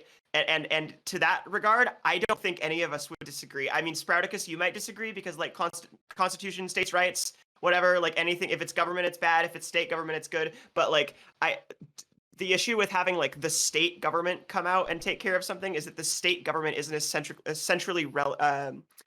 centrally regulated as the federal government, right? The federal government adheres to like a set of standards that apply to like the entire federal government. The states apply to their own set of standards, right? So if you have a police department in bumfuck Alabama, for instance, and that police department consistently like kills people or fucks up or like even something like different, like they're found to be planting drugs on people, tasing people, beating people unjustly, whatever, right? This police department should probably be looked into by like a federal official who doesn't necessarily have an agenda aside from making it less problematic, and not a state official who might be like, I don't know, in the same fucking party as the officials who like govern the police department. I did answer this question, and before I was called out on all cops are bastards, which I didn't think was part of the discussion either, but that's how we kind of went off on that tangent. What I said was I believe state governments should be given the first right to be able to correct this police department. It should not go from locality to straight to federal, because federal people from like Cancel the Communist was saying is that federal government, people from DC have no idea how Indiana farmers grow corn. People from DC have no idea what happens in Texas. They have no idea what happens in Florida. The state has to has a bad chance. We're talking policing? about- Sam, go ahead. Do you think that The state has a chance to fix the police before they get to this federal oversight committee. That's the first thing, okay? The second of all, this oversight How committee. police work in America right now, though. But we're your not police asking. are run by No your one's state. talking about how police work in America now. We're talking about a hypothetical, like Okay. federal oversight committee. And you want to talk about how police are working in America now, or are we talking about this hypothetical, like Well, no, oversight Sam, committee? The reason I have any pushback, and I'm sorry for cutting you off because it was a little unfair, but the reason I have any pushback is that your police are run by your city, your municipality, and then your county, and then maybe your state. Like your state doesn't actually have say over your local police department. Your state runs state troopers for things like highways and interstates. Yeah. They don't actually have say over your current your local PD. So I think to what I But if understand, the is state- the if the argument state wants- would be, hey, have the state come in and regulate, have your state's Yeah. DA come in and regulate it, right? So the state should be able to do that if the state wants, before the federal regulations come into place. That's just how we should have it. If a state wants it, then I think I'm they with should do too. that. I think I'd agree with Okay, that. but the thing is that like I think the one thing that we might disagree on here is what the end what the end state is. Would we allow for this oversight committee to just completely remove the police in this location and then just replace it with federal police officers? I don't think everyone here would. I don't know if anybody would. So like we might have some disagreement there, and where that ending line, it might be a little bit more of an interesting conversation than talking about ACAB for the 900th time. I think I agree with that. Hold So on, I you think- guys seem I to be hope- misunderstanding the question. Though. Like, unless I'm misunderstanding the question, it wasn't like, are we going to put federal police officers and replace all of your local police officers with No. federal ones? It was, is the government going to send people down to the department to restructure the department, fire people in charge who need to be fired, not replace all of the local cops with So- federal agents? so Yeah, Yeah, Mer- but so, you guys are Mer- arguing about Like a- something like a Prime is sort not of- even asking Real quick, us. real quick. Yeah, The it's way asking about like Prime- a sort of fucking like hypothetical like oversight. HR Yeah, like yeah, an an HR HR department. department. Listen crazy, But and listen crazy. The way that Prime like phrased this question was, "Hey, it starts off with that normal oversight that we can all generally in this panel agree with, right? Like we don't hate the idea of the interagency thing, like Marcy said earlier, right? Right. But then they said if it was particularly bad, and we tried to do some oversight, and they still haven't fixed it, then they get taken over permanently by the feds. That is the argument that we are all having on right now. So yes, the idea would be that you have basically a branch of the FBI instead of your local PD, because your local PD was so bad at its job. No, he's You're saying having no though. Wait, No, I think so this let me question is just- just let me phrased just- in a let me- confusing way. it's actually very clear, and I already made it. I already restated it again. So once again, it's if the government will have a permanent oversight over the department. It's like I don't know Yeah. how hard that is. Not not that they replace the yeah, cops. okay. Period. Yeah. Yeah. So maybe well, I what does misunderstood you. permanent Okay, so- oversight mean? So Means that permanent oversight. permanent Oh, control. you talk about the federal. I talk about the feds having permanent control over who's on staff with the, because maybe this is where we're talking past each other. Is it like the Prime? Is it the feds having permanent control over who's staffed in that police department? Is it having permanent control about how that police department conducts investigations? What exactly does the federal government have permanent control of? Yeah. So I would say their operations and well, either operations, probably staff, right? But you guys can all just set this where you think is appropriate. But like operations and staff, yeah. Okay, so if it controls staff, to my eyes, and I think that Sprout's right, we were talking past each other, but if you're controlling staff, to my eyes, it's a federal agency now. Now, the federal government has decided that only these agents may be allowed to continue operating in this manner. And that's effectively an FBI branch, which is why I phrased it that way. Sure, It wasn't but I think it perfect, like, depends on to your where they're point, hired Prime. from. I'm sorry for misconstruing the question again, but to my eyes, there's a level of oversight that would exist where it just becomes an agency derivative of the federal government, as opposed to them checking an operation, right? So they're not sitting there as like a bulwark against a problem. They now run that situation, you know? Okay, but you What was could the- make what was the the argument argument why that that they're was going to hire bad? locally as well. So it's like they might still be overseeing it, but then also hiring local cops. They just get to determine which local cops get hired. So it's Okay. not like everyone there is necessarily completely out of touch and from out of town. It's just that Fair. they might even put in like a different method of hiring local cops. So I Right, think so that's that's an fair. entirely different I was discussion. wrong before, and the reason I apologize is I said they bringing like FBI agents from DC as like a bit of a meme. That was unfair.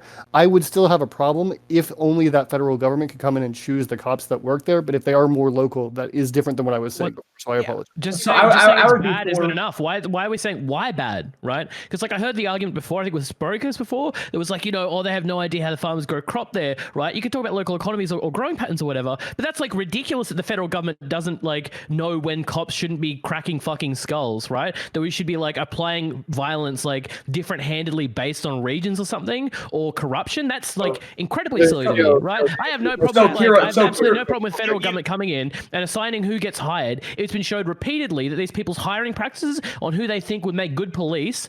Especially if there have been repeated police brutality attacks, the government has had to step in and oversight, right? At this point, because it seems like those people who have been through it probably enough to be at the federal level, that they'd be able to make a case for like why these people should be hired over other people. What makes a good hire? So Kira-san, the issue I'm having with this is I wouldn't mind federal helping DA if the state can't take care of it. The federal kind of takes over the DA. They crack down that way. I wouldn't mind that. What I mind is the feds deciding who gets hired and how the operations go in a local city/municipality. Because the issue with that, in my eyes, is because the feds don't know the state laws. The feds don't know why these state laws are implemented because they're in a much different level than we are. And to argue, give me one second. Never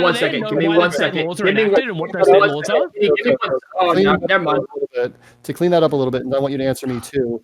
The reason this exists in America is right now it's federally illegal to have marijuana in your house, right? But you might live in Colorado where weed's legal.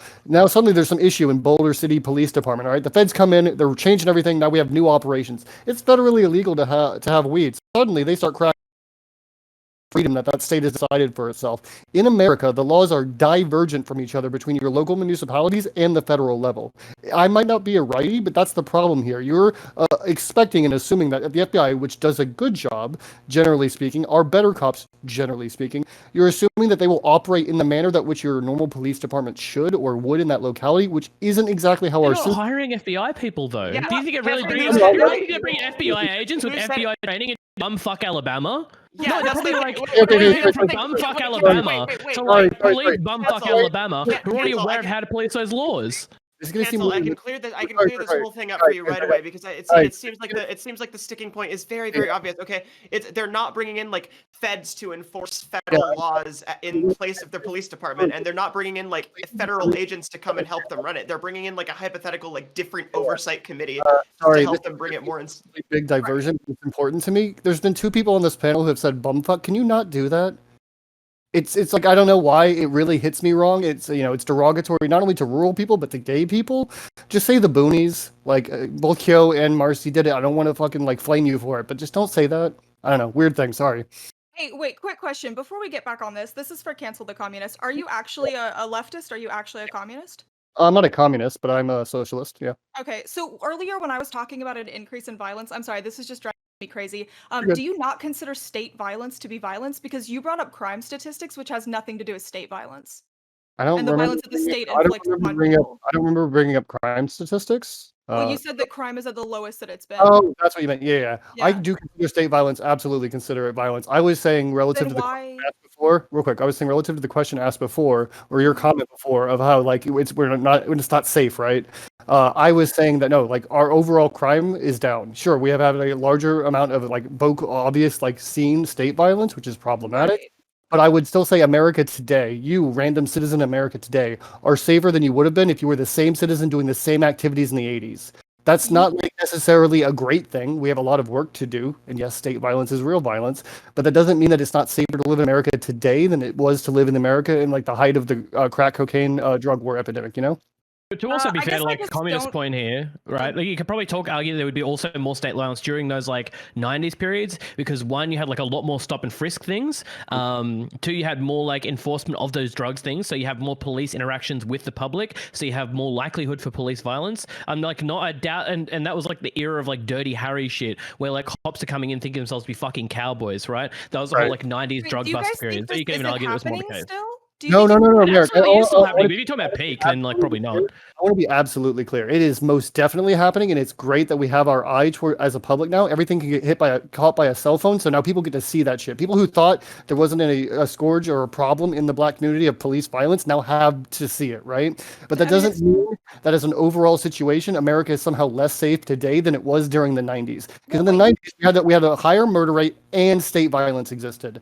I don't know how to make that very clear, but like it's true. We need to deal with the problems, and we have a lot of reforms to do. But that doesn't mean that today, you living in America are less safe than you could have been the exact same person in the 90s. And I think that's important Okay. because I otherwise guess I people just won't believe you when you're trying to argue for it, right? I guess I just disagree because if you look at incarceration rates, they've been steadily climbing throughout the there are so many more people incarcerated today than there were in the 90s that I don't understand how you could possibly make that argument, especially when we're talking about police department oversight, because arrests have skyrocketed, drug arrests have skyrocketed, the use of SWAT teams has skyrocketed. Like, you guys are talking about, oh, it peaked in the 90s, but it didn't really peak in the 90s. It's just slowly continued. I mean, that we still have an enormous amount of state violence inflicted upon citizens constantly, and I think that that's relevant in a discussion about how we would I guess if it's reasonable to permanently monitor local police departments. So- I Has don't it know. like It was wait, just has it something I continued? found Wait, has it continued to spike? So real quick, No, not spiking, but it's it's continued to steadily Eric, climb you- up. Yeah, Is absolutely. it still steadily Where's the climbing? Is that what you? Wait a second, Where's please, the please, please, statistics? please, Sorry. Mr. Communist. sorry, Yeah, sorry. is it still steadily climbing? To the best of my knowledge, yes, arrests are still climbing. Yes, and the So incarceration incarceration rates are climbing. Yeah, Okay, so absolutely. currently number of incarcerations peaked around 2005 and has been plateauing out since. Just as a statistical note. Where right? are you getting this from? Literally just looking at incarceration in the United States on Wikipedia. We could also look at the prison policy graph as well, from prisonpolicy.org, which talks about state versus local jails, which have all also done that. Also peaked out and lowered actually over the time. Well, my understanding was that incarceration rates were slowly increasing. So if I'm wrong about that, then I'm wrong about that. But I do think that it's So are you not accurate to are you say that- equating are you equating incarceration rates to state violence? Absolutely, being incarcerated is absolutely an act of violence. Being incarcerated because you did something illegal and serving your Just jail because time the because you state did does it something doesn't mean it's not illegal violence. is Yeah, not just state because violence. the state does something to you doesn't mean it's not violence. Also, the amount of people who are incarcerated or who are in prison for very minute things or who are innocent is astounding. So yeah, that is absolutely violence. Okay, where you keep naming stuff like this? Where is your statistics? Like, you keep saying these innocent people that are in jail, they haven't done anything, but yet they're in jail and it's state violence. Where is your statistics? First of all, Well, second of all, I would actually we can argue pull hard. from- we're in the middle of the I'm sorry. conversation. Okay. Where Okay. would you like me to pull from? What sources do you approve of? Pretty annoying. All right. Any sources, to be 100% honest. You pull me sources. Okay, I might so- make make fun of your source, but it'll be okay. But either way, I wouldn't equate that to state violence, especially Why? when people are found guilty in a court of law by a jury of their peers of something that they did, such as it was illegal. How can you consider serving your time as state violence if you did something that affected another citizen's right to life, How liberty, do or you define happiness? state violence? Yeah, well, okay, so first of all, you're conflating arrests and convictions, which are two different things. I think being arrested is violence. You could say that in some cases it's justifiable violence, but that's not the case you're making. You're trying to say that it's not violence, period. Being arrested, being thrown in jail is an act of violence that the state inflicts upon you, period. So real Yeah, quick, I'd rather let it run free. made a comment, and I'm not sure about arrest. That might be a more interesting stat. But you also said incarceration rates are up, right? They were roughly speaking 12 to 13% back in the 90s, and they're down to 9% today. So it is less now. I don't know how hard to make that point. It seems wrong because I also want reform in our justice system. But yes, right now in America, you are less likely to be invited these forms of violence than you may have been if you were, say, a black person in a poor neighborhood in the 90s to 2000s. I know that's not great. I know that makes it seem like I'm denigrating the point, but that doesn't make it not true. When we have this issue, it's very helpful for us to have the camera on a guy like George Floyd so that the whole of our country can see it and understand that we need reforms. But that situation is less common now than it was in the 90s when we couldn't record that stuff. That's the thing. They were argued about this and they complained about this back then too, and no one took them seriously because they couldn't see it. So we need to be absolutely clear, at least in my opinion, when we say what's going on. That yes, it is a little bit better now than it was in the 90s. We don't have Joe Biden and the black community coming together to make a crime bill today because it's not as bad today as it was in the 90s, TM. But that doesn't mean that the problem doesn't still exist. Let me see. I could be wrong. I was just reading about this a month ago. If I'm wrong, that's totally fine. But Yeah, okay. I mean, I'll just have to look into this more then, because my So, understanding was but Yeah. like I was saying, to the point anyway, but like I was saying, Yeah, can we get back to like sort of the original yeah. topic? So going so back to yeah, the original this is topic. totally off. I'll bring it back to the question. Everyone, no need to, yeah. So let's get Sprout again, and then Kill. So going back to the original topic, I said this before and I'll say it again. I am okay if the state fails. If the state fails to control the police department that has been corrupt and is showing to be corrupt, I'm okay. But I think it should go to the state first, and then I think the federal government should go behind the DA, not necessarily take control of the police department, but should go behind the DA and have the DA start pressing charges against police officers who are doing these horrendous crimes, and help the DA go in and make the changes that need to be made. And if the DA is bad, then look at investigating the DA from a federal standpoint.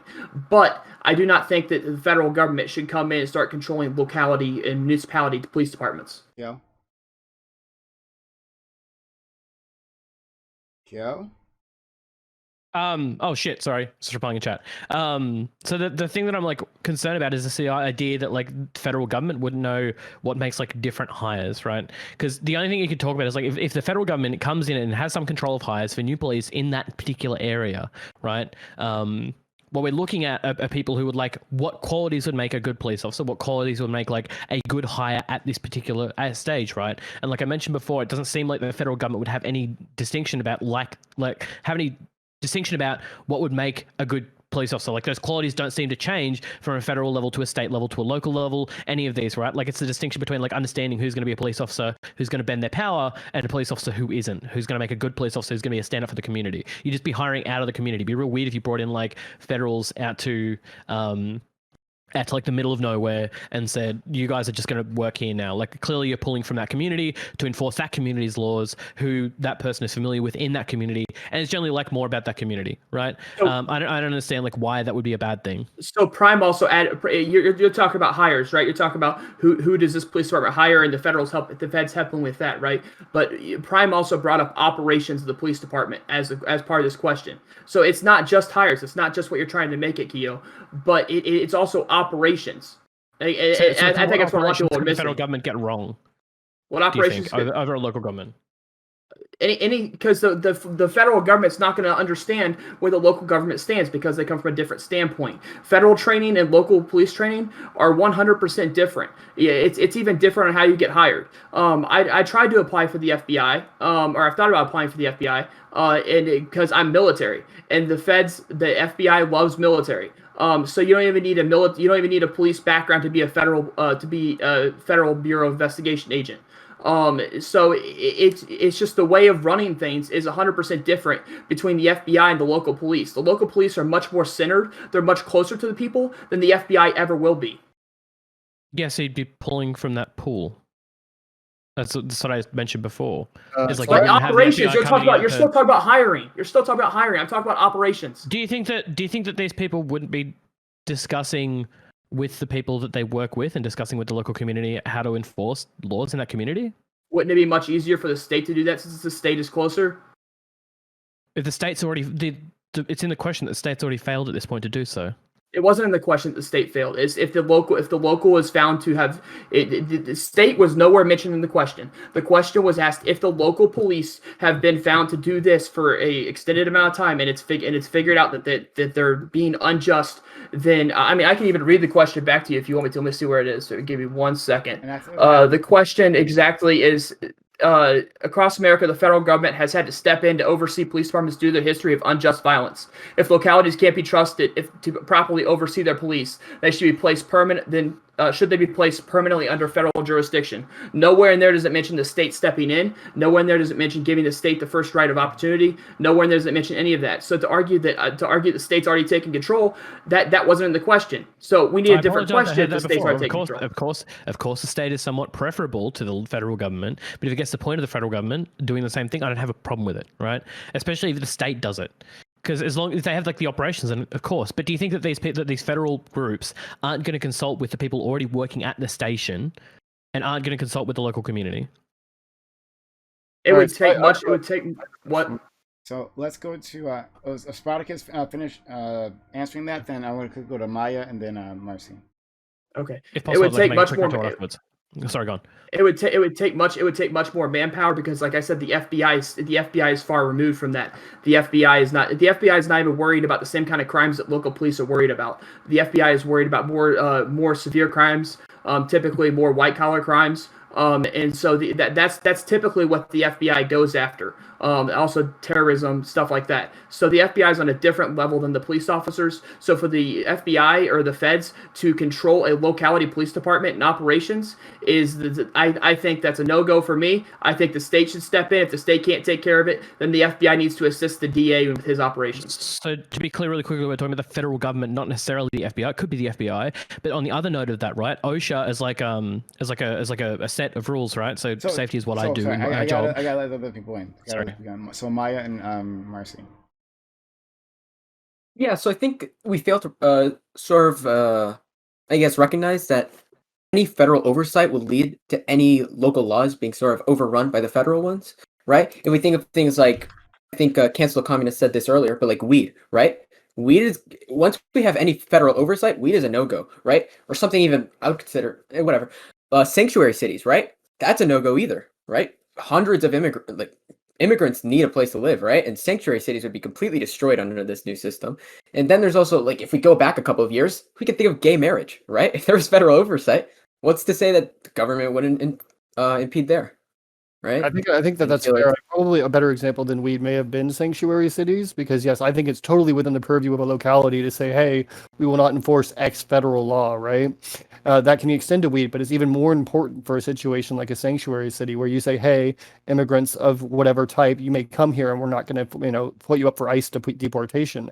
If the federal government came in and they said tomorrow that they're taking over Oakland, even though California is a sanctuary state, now suddenly any immigrant who happens to be illegally in Oakland is suddenly, ripe for deportation. Okay, they're running around doing their operations. They figure out that somebody happens to be an illegal immigrant, and then bang, they're going to deport them, even though that state might not agree with that. So federal law can easily override the situation that is against the locality or municipality's interests, even whenever they themselves may have voted some specific way. Let's go to Marcy. Great. Chat, I know you are so tired of hearing this, and every time I've spoken, I've started with this, but it keeps fucking coming up, all right? And I'm suffering over here, okay? Prime's question in no way indicated that this oversight committee would come in and enforce the federal law through the police department and use it as a conduit for federal enforcement.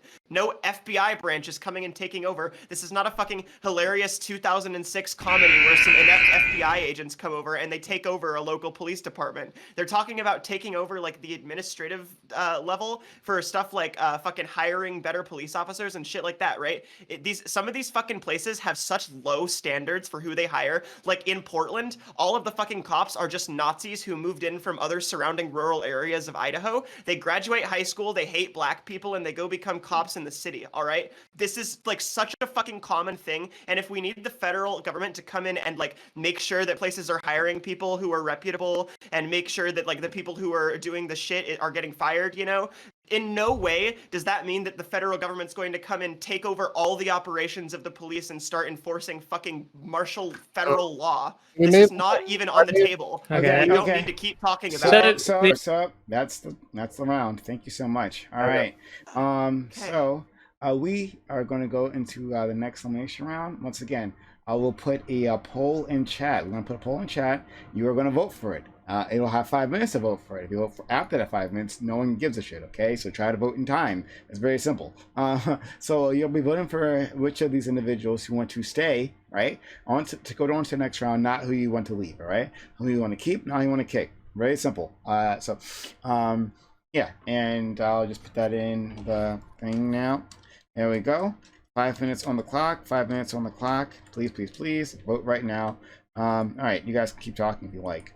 Hey, Prime, I did have a question. You stated that the federal police did include operations, correct? that you stated that as part of the question at the beginning, is that it did include operations when we asked for clarification. Yeah, it could be operations. Okay, so that's I feel like that's what we were arguing about was operations, and I don't know if Marcy heard that, but we were arguing about operations. We may have talked past each other. When I hear operations, right? When I hear that the federal government is installing an oversight committee to take over the like operations of a police department that's regularly had like problematic officers working for it and like fucking consistent like violations of civil rights or whatever. I'm not thinking the federal government is coming in to literally like take over the police and become the new police of that area, but like it's a branch of the feds that exists there now, right? Yeah, taking over the operations doesn't necessarily mean that they like become the new police and change the state laws to local laws. That's not even like so I would happen, right? Like, well, what could happen instead of federal laws being implemented into state laws, because that would be through a different way. What could happen is that these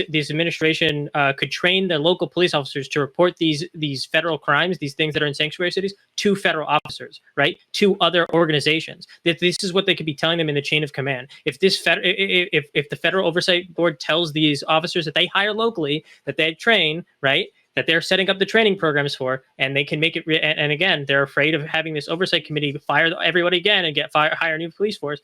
These police officers could be worried about reporting these things to federal officers, right?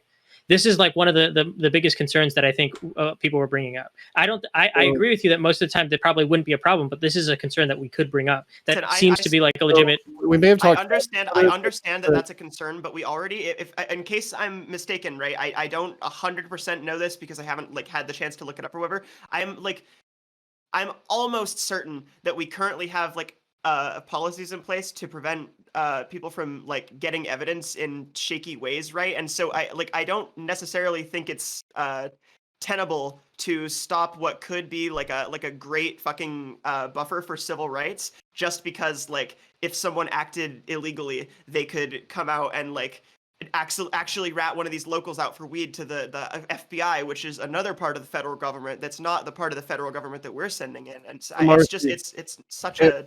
We may have actually talked about it, but part of the reason I had such a like hard pushback through all of this is that in the initial question, and I know this wasn't where we ended up with some like back and forth thing, but it does say under federal jurisdiction, which to my eyes, and maybe I'm incorrect and I read too hard into the question, but if everything's under federal jurisdiction, then yes, immediately anything that is federally illegal could easily be implemented into this area, and that worries me, you know?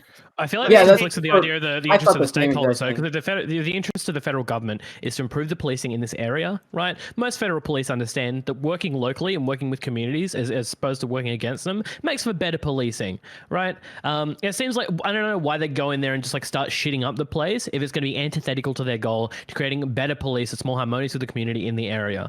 It just seems like federal oversight would bring someone in who's like more experienced to help do that. So really quick, Kyo, here are two separate reads of the question. The second sentence is, if localities can't be trusted to properly oversee their police, should they be placed permanently under federal jurisdiction? Do I think that the localities should be placed under like the jurisdiction of the FBI? No. Do I think that the police departments should be placed under federal jurisdiction of like an oversight committee that outranks the police? Absolutely, yes. And so it kind of depends on the read of the question, but I hope that anybody on this panel would be anti like abolishing state laws and replacing them with federal laws. Look, I actually agree with Charlotte in the chat. Yeah. Shout out to Red Charlotte. Makes the best point. We should be having more uniform investigations of police as it is. We shouldn't have like random like local committees investigating those police they probably already personally know and have conflicts of interest with. We should have some uniform set of standards that just does it from a federal level. We have just a few seconds left, so if you have not voted, do it now. Don't do it later and cry about it to me because I don't care. It's hilarious to me when you guys fuck up, right? So 5 minutes, right? That 5 minutes is almost up. Please be so kind as to vote right in a second as to who these amazing individuals you want to stay, right? Also, if you have just found this channel and you're enjoying this content, hit that follow button right now, and make sure notifications are on so you know I'm going live. We give you content 6 days a week. So much content, multiple truckloads of content that we give you, right? And when you follow, maybe you'll happen upon a stream that gets on the front page of live stream fails. I don't know. That's a thing that happens every so often here. But yeah, so thank you so much, everyone who was so kind as to vote. And I'm going to refresh. And after I refresh, and I don't care what other votes come in. That's your business, not my business. All right. We are refreshing. All right. Interesting. All right. Interesting results. All right. Let me put on the spooky elimination music right there. All right. There we go. Oh, yeah. I like that. Oh, nice. All right. So at the top of the pack, right, once again, Marcy stands supreme. All right. Kyo, this is not looking good for you. Not looking good at all. No, it's not. The advantage of having everybody scream over you with an irrelevant point, I guess. Irrelevant point. Okay. Oh wow. All right. Next, under is Sprouticus. A conservative, but who has impressed the audience, right, with their takes. Yes, and has landed themselves at number 2. All right, Sprouticus, take your place here, all right? And taking Kyo-san's spot, right? Like, look, that row, that's for winners, okay?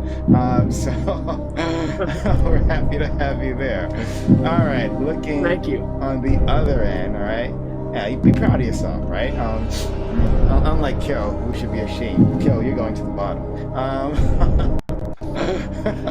I literally don't know what the fucking hard swing was with. I guess like I offended someone with taking both sides this year a little bit hard. I guess people were just mad about that. Don't worry, I Kyo. should just be correct on one side of the issue. I guess, playing both sides is People bad hate strats. centrists. Unfortunately, it's because you're Australian and you're commenting on American police, okay? Also true. True, that's actually probably it. They get really fucking mad. They always have to bring it up.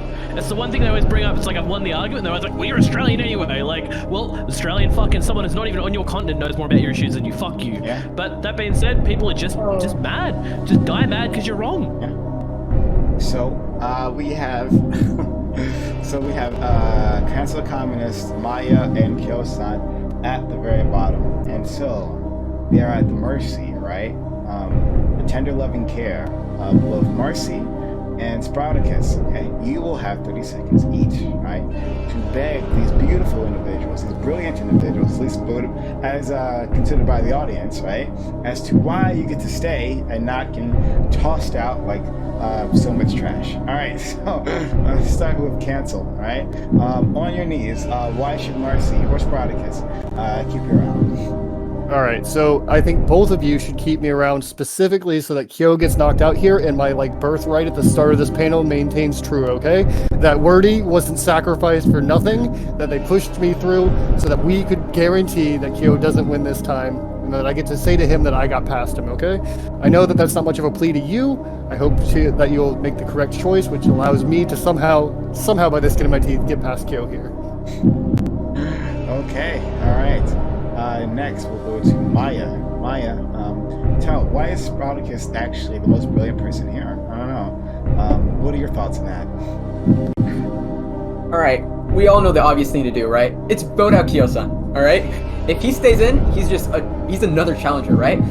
Cancel me. We've been at the bottom for most of this. We're not gonna make it that far. Kyo-san is this is the only chance, only chance you have to take him out, all right? You've got to take it, all right? Sporticus, you don't let me die, I might become a conservative, Like, I'm starting to think cops are pretty good now. I'm just starting to think how great cops are. Marcy, give me some of that Marcy mercy, all right? We're mutuals on Twitter. Doesn't that mean anything? I don't know, Maya. You beat me in those polls a couple of times. To be fair, we're mutuals on Twitter. You're throwing me under the fucking bus. And 2 people have to leave any which way, so alright, so you can throw Kyo-san under the bus, but okay. Oh, Kyo-san, right? You were just on Marcy's level the last round, right? And now you're at her mercy. What will you do? What will you say to convince her, right, that you shouldn't be thrown out like all the others? I mean, I'm just clearly the most entertaining person here. I apologize to every other person in this chat room. You can just stay mad. So I'm here for content, right? I'm here for someone with interesting views to discuss with, who brings up interesting points, who makes you think about views in a way that you may not have thought about them before. Because I think really hard about things, and I'm a great conversationalist, okay? That being said, all right, both of these top 2 people are very beautiful. very beautiful with very lovely backgrounds, very handsome and very lovely streamers. Okay, I love both of you. I actually love Marcy's work. Me and Marcy just recent mutes on Twitter, which is cool. I'm not salty that she wasn't following me before for ages, but that's fine, right? Despite coming up from the same hood, but that's it. That's it. I can understand. It's cool. No hate, right? When am I from Australia? Sorry, I'm joking. Right, but like, I feel like I make like good conversation. I bring up interesting points people don't think about, or I'm really good at clarifying your points for you. Okay, because I'm good at the talky. I'm good at the thinky talky. Okay, and that's why you should keep me around, because I bring content and I bring interesting things to think about and talk about. Right. All right, everyone, think of the content, please. That's the most important thing. All right. All right, and I just want to say this real quick. Kyo-san is Australian. Neither here nor there. May I be allowed to yeet myself, please? Because I promised my boyfriend that I would watch. Oh, okay. What? All right. It's fine if you want to go. All right. Thank you. I'm sorry. Okay. Bye, so, all right. It'll be one individual. Marcy, all up to you. Spartacus, you lost your chance. Wait, you can't put this much responsibility on me. Okay, no, all right, you know what? Fine. No, we'll actually give it to Spartacus. We'll give it to Spartacus. Okay, yeah, thank you. God. Okay, now the stress is on me. All right. Oh man. And you'll be DMing me, right? You'll be DMing me. I know. Yep, I'll be DMing you. Okay, Spartacus, very excited. They're the only one voting. What's the point in hiding it? No, it's fine. No, unless you're gonna do the whole I like shattering people's dreams. That's why we do it this way. Okay, fair. So I was gonna say, unless you're doing the thing where you're like a DM and you're rolling your dice behind the screen, you're getting everyone to DM you, and then you're like DMing them back, like no fuck you, don't say anything, and you're changing the answer for the best content. If Prime had given it to me, I would have burned at least one bridge today. All right, so this was an act of mercy. This was an act of mercy. So thank you for the mercy, for more mercy. Well, this has been rough. Cancel the communist. Understand what's happening now? It's that time. It's that time. It's that time to thank you, Lucky Stars, because Kyo-san was actually the one eliminated. Kyo-san. Who saw that one coming? Am I right? I mean, it's not my fault. People just mad because they're wrong. It's all right. I understand. All right. All right. So what actually? Literally mad because bad. Here, kill. I exactly. At the beginning, it happened, right? I'm probably gonna get eliminated next round, so it's fine. Mr. Sprodicus got real mad because I sproded some great opinions in front of him, and he couldn't find me, and that's why he's eliminating me. No, Kyo-san, take this as a compliment. I took you as the biggest threat of the bottom three. So take this as a compliment that you're eliminated. My man's playing game theory here. I understand. It's okay. All right. Am I allowed to do I do my shout out thing now? Is that how we do this? I've done this enough times. Okay, sick. So I finally achieved the hallowed brand unification. If you want to find me on Twitter, on Twitch, on YouTube, you just type in Kyo-san AU. You can find me across all those platforms. I'll be still streaming after this. I love everyone here. I can't believe Sam has been past me now. It's like watching a small child either slip by you and grow up, or he grows so fast. Anyways, everyone here, I hope you have a lovely time. I hope you have some good engaging discussion without me, even though you won't, because you won't have my opinion. If you're interested in having good policy discussions, some debate, me yelling at chat and getting really mad, or the high energy power of my stream, please follow me on any of those platforms. Otherwise, please follow all these lovely people here, because they all make fantastic content from what I've seen. Everyone have a lovely day. Thank you for having me on Prime. It's always lovely coming and doing work with you. Hi, buddy. Yeah. Okay. See ya. Yes. And then there were 5. All right. Thank you all for voting and being a part of this. Why is my computer oh my god, it's frozen. Alright, anyway, sorry. I don't know why that program just froze on me, but the next topic, I'll get it in front of me somehow. It is yes, since it's more difficult to confirm a person's identity over the internet, should online gun sales be banned? Alright, you have 25 seconds on the clock. Oh, sorry, 25 minutes. 25 minutes left on the clock. Jump into it. I'm going to make this very clear. I don't know if any of you guys have bought guns before, but actually when you buy a gun online, you have to have it sent to an FLL and the FFL, Federal Firearms License dealer. And so then they will do your background check. So ordering a gun online isn't exactly what a lot of people think it is. You still have to have it sent to the dealer. You still get the background check done. It's not I ordered this Ruger and now it's in my mailbox. If that's the Yeah, case, I mean, there's no reason to ban it. Yeah. Yeah, that's. I mean, I was going to bring that up. You know, buying guns online is not a simple process that like buying anything else online is, and it probably shouldn't be banned because as long as we believe that we should have guns, it probably, you know, we probably should be allowed to buy guns online. Marcy, Marcy, if you're talking, we cannot hear you.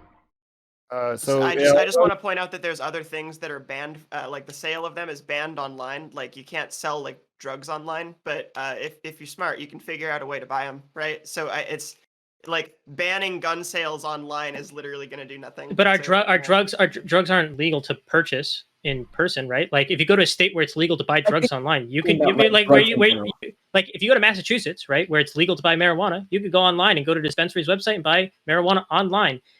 So actually, there's actually and even in states that a lot of states that have marijuana that is outlawed, there's this new thing called Delta 9. I'm sorry, Delta 8. My bad, Delta 8. That you can order online as well. What I'm saying is like if we're talking about like banning the sale of something online, right? The sale of heroin is obviously banned online. But for a very long time, and this website's shut down, but there was a website called Silk Road on the deep web where you could buy literally anything. You could buy heroin, you could buy drugs, you could guns, whatever, right? And so like they shut that site down, but you're never going to be able to shut down the entire like black market of something. So I like in terms of like should we ban things from being sold online? I feel like it's kind of a moot point because it doesn't really cut down on the sale of those things, you know. I just wanted to make sure starting off that everyone knew that you still had to go to an FFL to have it the background check done, and they give you the gun. It doesn't come in the mail. So what I think might be a more interesting discussion is whether or not person-to-person private sales should be done without a background check, which they currently can be done in many states. Like a private sale of a firearm to another individual can be done without a background check. I think that's a more interesting discussion because when it comes to purchasing a gun online from a retail seller, then yeah, of course, like he said, you're gonna have to go to your own gun shop to do it. And if you went to go buy that gun off Craigslist, that's the same as if you just, went and met somebody in a parking lot and bought something out of their trunk.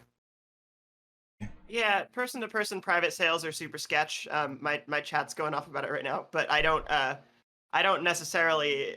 I'd have to do some thinking about this, right? Because like whether or not we ban something, I mean, it's still going to happen. But the question is, will it be cut down to the degree that it is like satisfactory, or will people still be able to? Because I mean, again, like the person-to-person sale of methamphetamines is illegal, and yet people do that. So I don't know. What you're making there is like let's have no laws because people will break them. So let's. Yeah. Well, no, I think that I would be in favor of it, but like, yeah, it just doesn't. Whenever we talk about like gun control, I feel like the conversation always kind of hits a dead end. It's technically fair. I'm actually gonna split. I'll just say one thing. Thank you, Merrick DeVille, for gifting 3 tier 2 subs to the community. Thank you so much. Yeah, thank you. That's really kind of you. All right, continue on. I'm actually gonna split from where most people would think I would go. Is I think that it would be a responsible decision for states to, if you're going to do a person-to-person sale, you go to an FFL, and the FFL ensures that the background check clears before you make that person-to-person sale.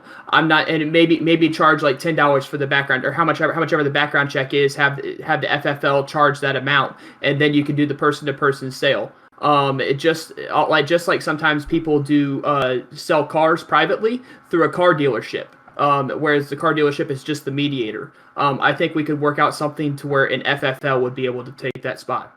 Yeah, Sprouticus, I should be more clear. When I was talking earlier, I wasn't actually saying like we shouldn't make any laws because people will do things anyway. I was kind of preempting a counter argument that I thought you were going to go down, but no, I just agree with you. Like you're just right. It would be good to establish a third party that is associated in some way with like an agency that can make a background check happen for private gun sales between 2 people. Yeah. So here's a question: does anybody in this specific argument really disagree with like our current gun laws, or are we all the like right enough to like guns, left enough to like guns situation? I don't know enough about guns to think- really say anything. Yeah, I'm in the awkward position of having fired a 22 like one time when I was like 10. So as far as like the particulars about different models and makes of guns and what's safe and what isn't, I am super fucking unqualified to speak on it. I don't think there's ever going to be a way to achieve like if I had like my perfect girl boss Marcy Fantasyland utopia, there would be no guns because we would all solve our problems via words, right? But this doesn't exist and is completely untenable. And even if we were to like ban all guns, there'd be no way to enforce that. So I have no choice but to agree with our current gun laws because I'm not woke enough on the subject. I've actually served in the army and I own multiple guns. So I like shooting guns. I like going to the range. And I currently do have a CCW to conceal carry in my state. So I asked the question. Sound pretty fucking woke to me. I asked the question because I'm not sure how we'll argue with each other because all of us seem to be like, yeah, that's a pretty reasonable thing. The online sales should be done through a private or an actual gun store and a So I background check should be. myself am not sure that guns should be. I've argued multiple times for getting rid of guns, because there doesn't seem to be some sort of way to regulate them properly, at least here in the States, right? And doesn't seem to be able any way to regulate properly. And in other countries where they don't have them, they don't have the massive amount of gun violence. Yeah. So of course they don't have a massive amount of gun violence, but they have a massive amount of stabbings. They have a massive amount of bombings. No, they if don't. you look at if you actually look at the countries that actually can take care of get rid of the guns, you see a uptick on the other types of violent crimes. Violent crime doesn't go down in total. People are people, and people will be evil because that's just kind of the way people are sometimes. So there's going to be an uptick in stabbings and others. Listen, Spartacus, you're on the right track, and then you went off into Devilville, right? So people aren't like born evil sometimes, and people are like people do violent acts because of like their environments, right? And the cultural. Right. Well, sorry. I wasn't trying to say humanity is evil. I'm saying that the people that do these mass shootings, the people that do these violent crimes, are horrendous people. And no, for sure. Having a gun or not having a gun isn't going to stop them from deciding that they want to take out the most amount of people. Wait. I'm gonna enlighten centrist. I'm right between Prime and Spartacus. All right, so I'm gonna enlighten centrist this for just a second. Yes, it's true that guns make mass killing a lot fucking easier, and they make killing in general a lot easier. Like guns are a tool designed to hurt and kill. You like mostly kill. Like nobody shoots to hurt. So like there's no way around that. Guns make a society more deadly. Right, but what I would ask Prime, I don't even think we need to get to that point of the argument. Like, how would you enforce this, Prime? How would you enforce? Sorry, I wanted to get back to what Spartacus said though, because slippery Prime. No, I can go back to whatever. I don't care. I'm kidding. Yeah, but for Spartacus, like saying that it's the same, that having a knife, right, is the same in any situation. You know this, right? Being in the military, right? Like, would you rather be facing an opponent with a knife, or would you rather a person with a rifle? Oh, I'd much rather face an opponent with a knife. Okay. But that doesn't take account into bombings. That doesn't take account into vehicle manslaughter. That doesn't take into account to any of these other things. These bombings. Boston Marathon bombing, like what you talk about. If you look over in Britain, you'll actually see an uptick in bombings. Okay. So real quick, more specific, Prime, before you go, we shouldn't make people will be people arguments because they're like they can be applied to anything. No, but I should have my right to defend against that, right? So should someone come into my house with a knife, I shouldn't have to decide that I have to use a knife as well. According to the Second Amendment, I should be able to use my pistol to protect my well-being and the well-being of those I love. I should be able to protect my wife with my pistol. Okay, yes, wait, Spartacus, really I know. Wait, really quick. I know that it's true that like, yeah, it makes you feel very tough and it makes you feel like you'll be able to stand up to the bad guys, but like that's actually not a very good metric for like why people have handguns in their house. Like more often than not, people kill family members with guns in their house. That's why a lot of gun crime is done by handguns and not by like AR-15s or whatever. Like, I don't know about guns, but I do know about like the gun death stats, right? So if you're gonna argue for like why we should have guns, that's a really bad way to do it.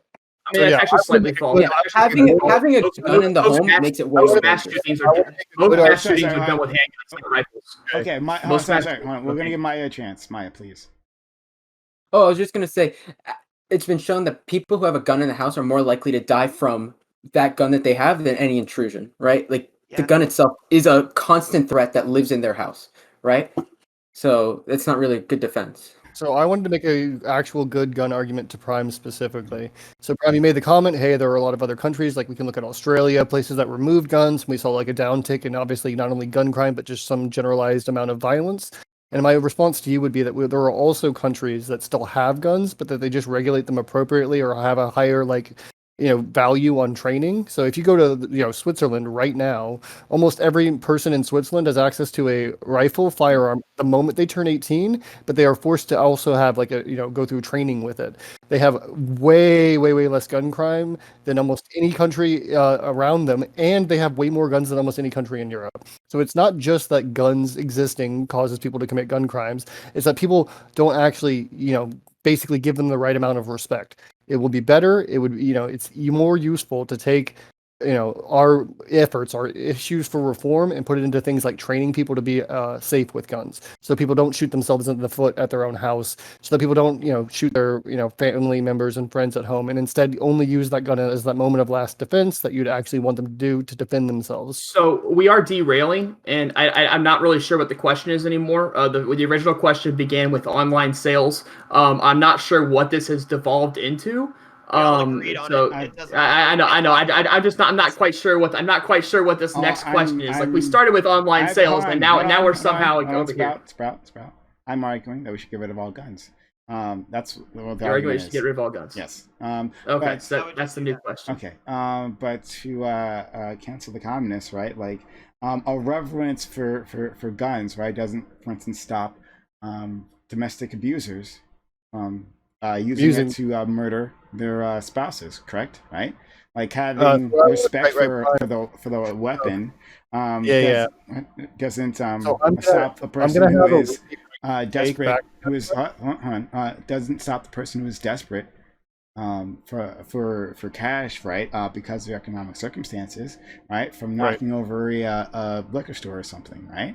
None of that addresses those situations. So again, and what I would say to you, and it's going to seem like, I'm not sure if it's a right-wing take or if it's a left-wing take, I honestly don't know. But what I would say to you is you're absolutely correct. An abuser could easily use that gun to kill the person that they were abusing, and that is terrible, and I do not want that.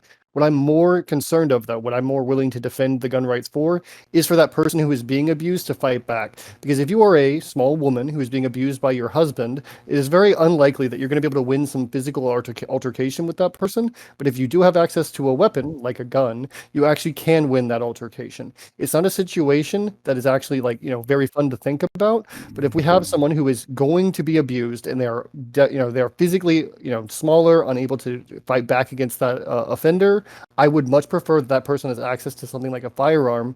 As the saying goes, God created man, but Smith and Wesson made them equal. Like, I would prefer that person who's the abuse victim has the ability to fight back. Now, for the other one, hey, when it comes down to knocking over your local liquor store, they can still knock over that local liquor store with any form of weapon. It doesn't have to be a gun. Same pulling the knife thing will still work. Crime will still persist. Yes, the chances are that we might have less deaths, and that would be beneficial. I would be okay with that. But that doesn't necessarily mean that getting rid of guns is going to solve this problem.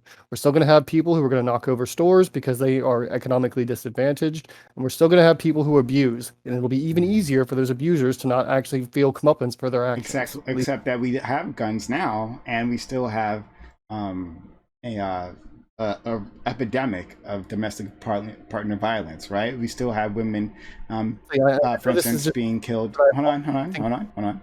We still have women being killed by their abusive partners. Like, that happens all the time. So it's not simply like having access to these weapons, right? That doesn't immediately solve these things, right? And it's not so easy for anyone to simply, especially a person who's not especially violent, to kill someone that they love, right? So these people, even with a gun, they're not quite on equal footing. Even when they have the ability to buy these guns are not on equal footing, right? So like the abuser, the one who's going to commit the violence, is more likely to get the tool that's going to help them commit the violence. So if we get rid of that tool, yeah. My response to you, Please. Prime, is, and this is opinion based. This isn't a thing that I have like, stats to back up. Yeah.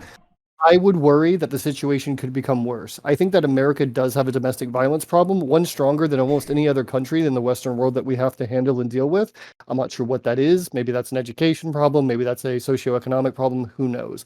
I would sincerely worry that it would get worse if we got ourselves in a situation where we removed most weapons from the hands of citizenry. So whenever that person decides to abuse their spouse, if they have basically a guarantee that the person that they're going to, being abusing couldn't shoot them, I would worry that they'd feel more ready to do so. We're going to have less, hitting with newspapers so you don't leave bruises, and more like, outright abuse because it doesn't matter. They can't be, pushed back upon. I know that that's opinion based and a little feelsy, but that's how I view this issue. Let's go to Spartacus and Maya. Sorry, I do want to start. Excuse me. Sorry, I do want to start with this, because I think this quote carries a lot of common sense to it, and I think it's going to bring a lot of where I'm coming from with it. It's a quote by Thomas Jefferson. The laws that forbid the carrying of arms are laws of such a nature. They disarm only those who are neither inclined nor determined to commit crimes. Such laws only make things worse for the assaulted and better for the assailants. They serve rather to encourage than to prevent homicides. For an unarmed man may be attacked with greater confidence than an armed man. And I say that to go into it to further to say is that even if you ban all legal firearms, which who are you banning them from? You're banning them from the people that are doing this process legally. You're banning them from the people that care about the law. You're not banning them from the people that don't care about the law, that are willing to commit murder, that are willing to commit horrendous crimes. With this pistol, you're banning it from the people that would be willing to stand up and put their life in the way of other people losing their lives and be able to stand up for everybody else. That's who you're banning them from. The criminals will always find a way to get guns. So why are we taking the law-abiding folks? Why are we taking the law-abiding citizens and telling them, hey, you no longer have a right to protect yourself. You no longer have a right to carry this to protect yourself, protect your wife. Instead, you just have to watch this person come in with a gun anyways and decide that, I can't do anything now when I would have been able to do something had I had the tool to protect myself. It only makes it better for the assailants. Disagree. So like this idea that restricting the sale of an item, right, or the transportation or any of that. Marcy, I know your hand is up. I keep calling you, right? Like I don't know why you have. I keep telling you. Clarification. Clarification. Sure. You said restricting this time. You said banning last time. Yeah. Are you for restricting the sales, or are you banning the sales? I'm talking about banning, but I'm just saying the restricting as well, like just putting in a place laws that make it more difficult to get these things, right? So I mean, and if you're banning, it doesn't matter. The point is, right? Banning like the proliferation of nuclear weapons, right? That's been largely successful, right? Simply making it harder for people to get the materials to create a nuke has helped make sure that less countries have nukes, right? It's true that some countries can still maybe get their hands on these materials, can build up the infrastructure to make a weapon, right? But simply the fact that we put those restrictions in place and banned it has made it more difficult for more countries to do that, right? It's saying that, well, and implying that all bad guys, right, quote unquote bad guys, right, all bad guys have equal access, right, to black markets, right? And so like basically no restrictions or any restriction is useless because, well, they have access to some sort of black market. Not even that, Prime. A criminal can get a 3D printer and 3D print a gun. It's happened before. They can 3D print a gun. They don't need the black market. They don't need that at all. They can 3D print their gun, and no one would know besides the fact they have a 3D printer. And so what you're arguing for is taking me, the law-abiding citizen who carries to protect everyone who's around me and the people that I love, to no longer be able to protect myself against someone who has a 3D printer gun and I have a knife. It was just suggested to me that I should be able to defend myself with my gun against someone with a knife. So now the argument is that I should be able to defend myself with my knife against someone who 3D printed a gun. Now, granted, 3D printed guns, they're not very stable. They're gonna break. But it's still the matter of fact that they do have a gun. Okay. All Correct? right. So a criminal has managed to get around a restriction. As soon as we find that criminal with a gun, right? Well, then they go to jail. I mean, they might commit a crime with that How weapon. easy do you think that is? But So they should be able to kill my wife before I should be able to protect myself. they're gonna kill your wife any which way, right? Like, so if they have Nope. access to a more advanced weapon, right? I'd rather them have access to that shittier weapon that, like you admitted, right? I'd rather have access to that shittier weapon and give you guys maybe a fighting chance, and maybe, or just the luck of the draw that it breaks, right? That I could take a gunman out with a knife. You ever heard the phrase "Don't take a knife to a gunfight"? Okay, it exists for a Well, reason. look, people right now are dying of more gun violence, right? So I like the ability to have less gun violence. So in that situation, right, it sucks that you've gotten luck of the draw, that your assailant has had access to these weapons. But hopefully, in the overall, a lot less people will be dying, right? Because an act of gun violence breaking out, bullets flying, right? Like sticking up someone that way with a knife rather than with a gun. That's going to be safer for everyone, right? Like rather than having bullets in the air. So, you're discounting Marcy. Okay. Am I muted? No, you can hear. Good. No, I'm not muted. Okay, awesome. So I have to address both of these points, all right? Because you're both wrong, but for different reasons and to different degrees. Okay. Sprouticus, you are wrong. Actually, you know what? I'll start with Prime. Because the reason you're wrong is kind of related, all right? Prime, you are wrong because there is no way in the United States with the current gun culture that we have that we are going to be able to confiscate all guns.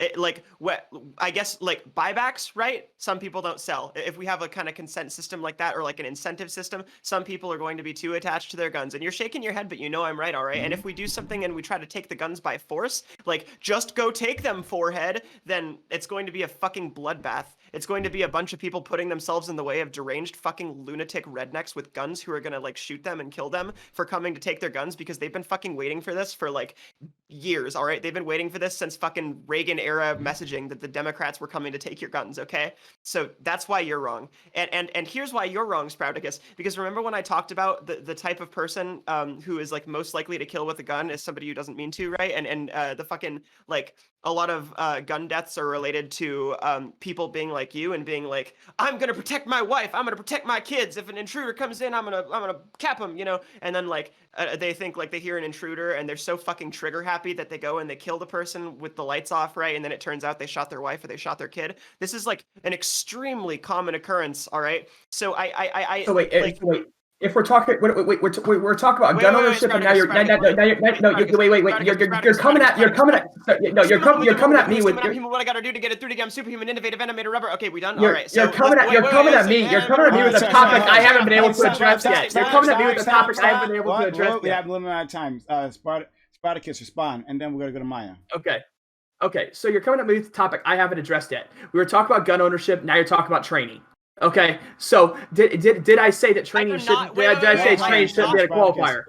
Are you done? All right. I never said that training shouldn't be a qualifier. I'm highly trained in what I do because I served in the Army. Okay, I know when to pull a trigger and when to not pull a trigger. King, listen, I'm not talking about training. You can be as trained as you want in the fucking world and you're still gonna make fucking accidents, all right? You heard about what happened to fucking Chris Kyle, okay? So listen to me. I think that the issue can be solved without taking people's guns because that's fucking stupid and there's no way to do that. We have to, like, solve the root of these cultural problems that are driving us into these fucking hyperly toxically masculine fucking gun culture pockets where everything is like, I gotta defend myself from either X government or like X intruder or like crime broadly, like I'm in an action movie. This shit is so fucking toxic and it ruins people and it causes domestic violence and it leads to more fucking deaths, all right? So we have to cut that shit out and we also have to stop pretending we live in a fucking fantasy utopia where we can just go and peacefully take everyone's guns, all right? There's a happy middle ground here and it's that fucking gun culture is cringe, all right? I have to go pee. Be right back.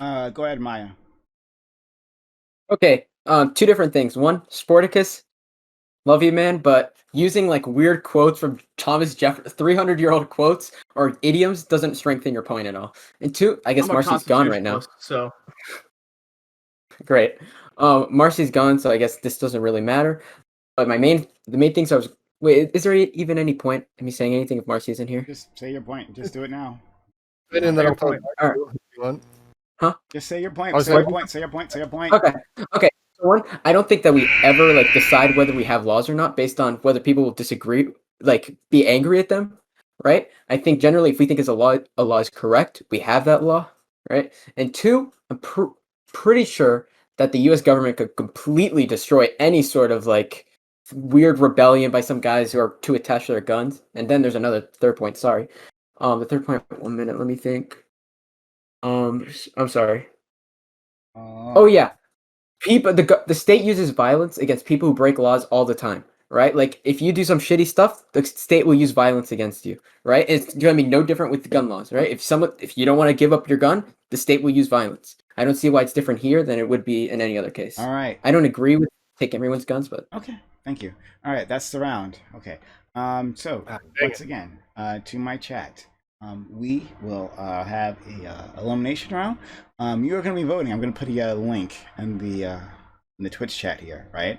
I got to explain this every time because people seem to forget every time. But you're going to be voting for which one of these amazing individuals you want to stay to go into the final round. The next round is the final round. And you're going to be voting for one of these amazing individuals, which one gets to move forward. I'm going to be voting for whoever's the most interesting, the funniest, whatever, right? Whatever your criteria is, that's the person you're going to be voting for, right? So I'll put the link in the chat. Vote right now. Don't vote later.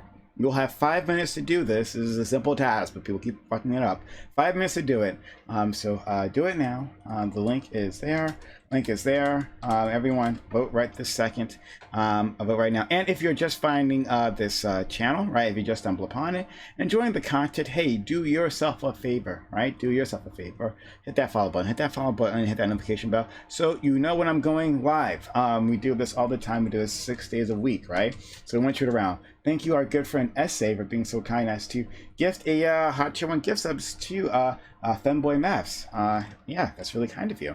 But yeah, thank you, Essay, for that. And again, everyone, the link is in chat. Vote right now. Don't vote later. Vote right this second. Okay.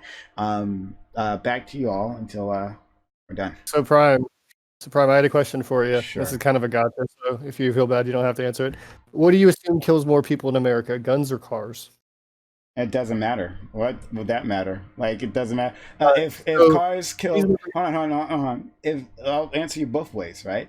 If cars kill more people, well, cars aren't specific death machines, right? They aren't specifically designed for murder. So, all right. I think we should make cars safer and put all kinds of and just like we have been doing for decades now, right? Like driving used to be a lot more dangerous than it is, but we put in technology or practices to make that practice safer, right? But on the other hand, guns are specifically meant for murder, so take away the murder machines. Okay, so the reason I asked the question, and that's a totally fair answer, I think, but the reason I asked it at all is that, to my eye, we totally disregard the roughly 30,000 people per year that die in car accidents or traffic fatalities, and we really hyper-focus on the 30,000 odd people who die, and this includes suicides as well, the 30,000 odd people who die from gun violence in America every year.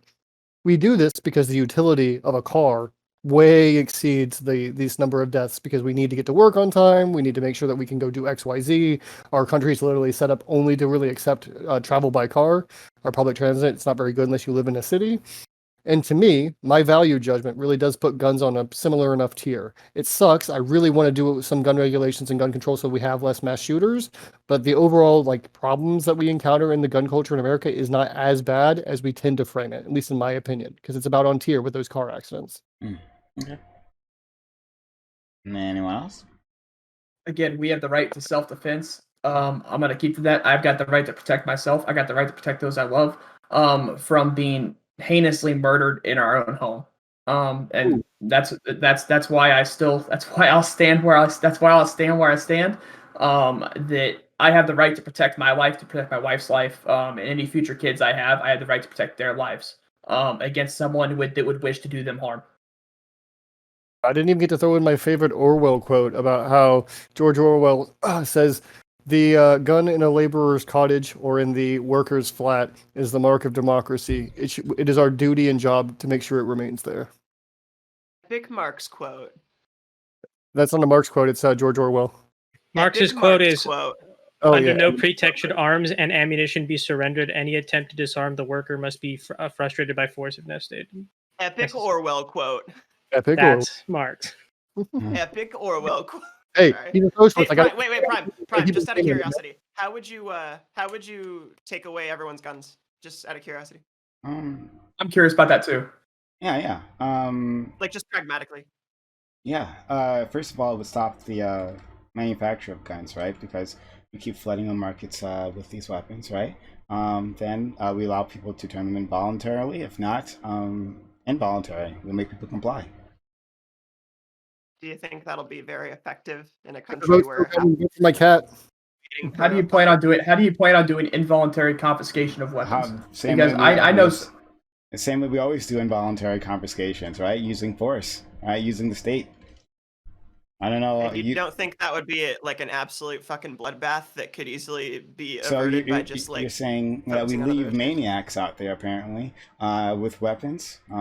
That's Well, the Constitution gives me that right. The Constitution gives me that right. Constitution. Well, yeah, that's the not alternative- about that. So we're part. going back Well, the we're going alternative back to Constitution right in the shredder. Just put it right in the shredder, right? Oh no, just that part because Prime, we I'd have love to hold on, because we have the power to amend our constitution. There's no reason to shred the constitution. Through a convention You of simply- states. Through a convention of states. Yeah, obviously. So I'm talking about in a world where we actually did that, right? Where there was I would prefer an amendment to get rid of the Second Amendment, right? So I don't know what. Do you understand that the first 10 amendments were intended to be natural rights or to be otherwise known as God-given rights? So therefore, the government didn't give us those rights. Therefore, they can't take away those rights from us. What difference does that make? That doesn't mean that the founders were correct in their framing. The founders were a bunch of fucking racists. I don't give a shit what they had to say about anything. Actually, the founders weren't a bunch of racists. Stop. They argued deeply about Come slavery. on, man. Oh, man. So no, stop. If you actually look into the history, they argued deeply about slavery and understood that they couldn't take out slavery at the time of the Constitution because it would arise in a civil war and that it would need to be taken out later. If you Can look we into send- that's why they all had the slaves, writings right? between the Can founding we fathers. send That's why they all had a new slaves. can we send a new link to the poll now that everyone knows this about sports? Yeah, Spartacus over here? I feel like that Yeah, would be yeah, important information. No, I'm saying historically. Historically, that's the way it works. Okay. Prime, And I bet Prime, that's I'd why love they to have all I'd love to own tons of have slaves, a right? close knit one-on-one conversation I would with you love sometime. it too. I would love that Yeah, too. No, I feel like a violent straw man of like the worst possible read of my position is being shouted louder than me right now. So maybe so sometime look, we can talk about it. 5 minutes are up and the voting is already done. So you all voted. All right. But no, Spartacus. Sorry. I want to pull back. I don't want to seem like I'm laughing at you. I'd actually love to engage you on your ideas. So thank you for sharing. Okay. And No I'm problem. actually very serious about that. All right. So I want to let you know, Prime. I'm not afraid to let people know where I stand. Okay. I do want to clarify something because it seems as if the race card is being pulled on me. I'm not racist. There's nothing in me that's racist. From historically looking at the founding fathers writing letters to each other, that's what I pulled from that. And they were definitely racist founding fathers. But to call them all a bunch of racists, I think is an outlandish claim, and it paints with a broad brush. So we will go on to the next part of the elimination round, right? We are going to determine who's at the top, and as usual, without a doubt, it is Marcy. But Spartacus came in with a hard second. All right, so good work, Spartacus there. And then at the bottom we have two people. Sam the Human and Cancel the Communist. Okay. So spooky elimination music on the way. There we go. All right, love it. All right, so back on your knees where you belong. Right. Sam, Cancel the Communist. Like 30 seconds each. Right. Why should Marcy, in all her benevolence, keep you for the final round, a chance to to challenge her, the queen, right? Because she's going. Whoever is here is officially challenging her strong position to be stream queen. So why should she keep you around? Well, voting for me, Marcy, will be just like quitting that Super Mario 64 game, okay? And you don't want to quit twice in one day. And if you keep me in, I'll help you learn how to play Super Mario 64. All right, bribery, love it. An insult followed by a bribe. All right, that's fun. We're only making the appeal to just Marcy this time? That's Marcy. She's the only one. Well, so I have a much easier claim, okay? He might be right that it might be better to beat him, but I've been in last place every single round, okay? I am not a threat, all right? I am low tier here, all right? If you want to make it so that you have that easy clap win, all right, you vote for me to stay, because you can clearly beat me. I'm going to keep getting last votes in these polls, okay? Okay. All right. So, Marcy, nice. Make that choice. Make that Do I choice. still have to DM Yes, you? everyone. The DM. Yes, the DMing. Yes, that's part of it. I always part of it. Okay. So anyway, we're excited to have it. And again, if you just found this channel, and you're enjoying this content, hit that follow button, hit it right now, and put that notification bell on because I do this all the time. Are you like typing in the air? What are you doing? I did eeny, meeny, miny, mo. Oh, okay, great. Yeah. There's no, it's a tie game for me. Okay. Oh, wow. All right. Well, Cancel, you should be happy that Sam is actually not really good with tempting individuals, because Sam is the one who is leaving. I maintain this streak of being in last place and skiing through, all right? Or skeeting. You tempted me very well, but I had to leave it to a game of chance, and so the fates have kicked you off, not me. We can still talk about how to play Mario 64 sometime if you'd really like to learn, okay? Oh, okay. Oh, yeah, So that so the bribe was actually meant nothing, right? She was gonna give it to you any which way. All right. Well, good to know. Remember that, Marcy. If you ever have to negotiate with them. All right. So Sam, last words to the audience. Yeah, I had a great time talking to everybody on here. You know, it's been a great conversation. If anybody wants to talk to me, you can find me at the Twitch Politics Discord created by the mod Samantha Banana here. And you can follow me on Twitter, and you can follow me on Twitch. And you can, you know, I have talk about AI and ML mostly, but I talk about politics every once in a while. So I had a great conversation. Okay. Thanks so much. Have a good one. All right. And Bye, Sam. among the final four, right? We have... This is where I complete my hustle, okay? I've been running in last place this whole time. This is where it comes through. Okay, all right. Love to see it. Love to see it. All right. Striking back from behind. And we've had people before. Hey, Prime, can I ask a question before I go to the next? Sure, the next. It's from your own chat. Okay. They just asked me to ask you. It's from Cottontail's Miz. It's like, can you ask Prime how one can be both ACAB, police, and paramilitary removing guns by force? So how can you be both ACAB and be removing guns by force of the same organization? No, it's a really good question. I think that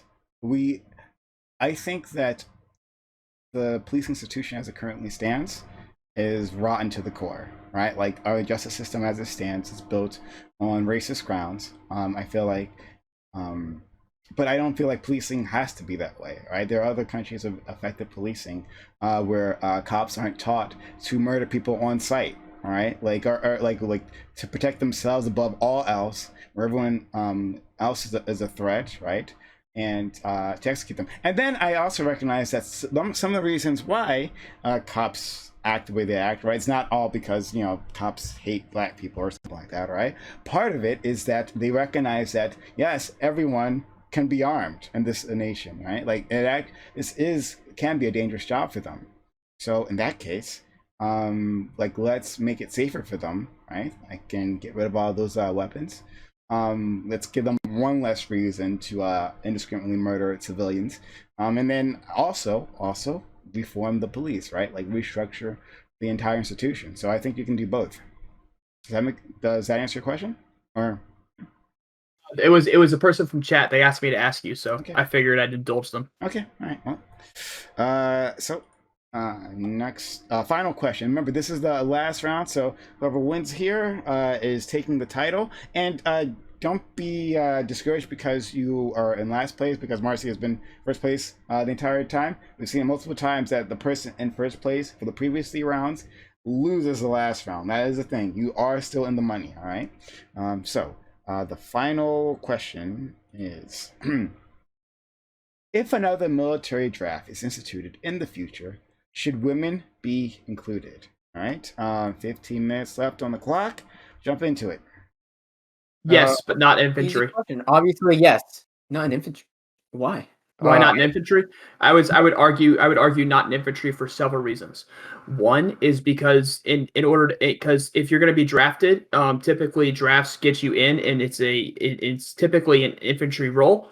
And I think that there needs to be a higher standard of physical fitness, and if that woman could pass that physical fitness test, then they should be more than welcome to join the infantry. But I think for infantry, there needs to be a higher physical standard of fitness, so that they shouldn't be automatically drafted to go into the infantry. And also, too, I think that there's a lot of people in the military that would, if a woman got injured on the battlefield, they would be much more tending to that woman than they would other comrades. So what I'm saying is essentially, if you had a brother and a sister, and the sister went down, the brother went down, and the sister was obviously going to die, you're supposed to take care of who you can save. And I feel like there would be a distraction because of the way that society is right now, and maybe there's a difference in society. We can talk about it later, but the way society is right now is men are societally taught to be protectors. And so with that societal pressure, I believe that there's a lot of people in the military that would carry that societal pressure into a war zone. I think this is an easy answer. Okay, so your first point. So your first point wasn't even a point against women being drafted. It was against the draft in general. How some people may not be qualified. That has nothing to do with them being a woman. It's just about the draft, right? You're getting unqualified people into it, and right. Qualifications should matter. What were you going to say? Okay, Yeah, so that's a criticism against the draft. That leaves it to that has nothing to do with them being women. Yeah, so that leaves it to an individual basis, because there's a lot of women who I would say would be qualified for infantry, but I don't know. I agree. I agree. There's also males. There's also males that wouldn't be able to. That I don't think should serve in the infantry as well. I think like I said, I think one thing we have to look at is the physical fitness of the individual. And the second thing we have to look at is the societal pressure that the men would feel as to be the protector on the battlefield instead of doing what would be logical in the battlefield. So I thought whenever this topic was going to come up that it'd be a pretty straightforward. Most people agree, yeah, if we have to have a draft, that it should draft all people basically, right? And then we choose the ones that are qualified to end up on the front lines. But I want to go ahead and full send and say I'd rather talk about the draft than whether or not Zach is an idiot for his take about women being able to serve on the front lines, okay? We shouldn't have a draft. We never should. We should have a constitutional amendment which says drafts are illegal. That way Zach's dumb point here about how that some women wouldn't be strong enough to be on the front lines isn't a fucking consideration, okay? That it's only a voluntary service. So wait, I completely agree with you, and I want to actually add to that quite a bit. Drafts bring with them a whole lot of other issues, because a lot of these people you're drafting are, and I mean the regular military industrial complex in general is bad about this, right? The way the military, at least the front lines currently, are cultivated is they basically just scrape off the bottom rung of any graduating class.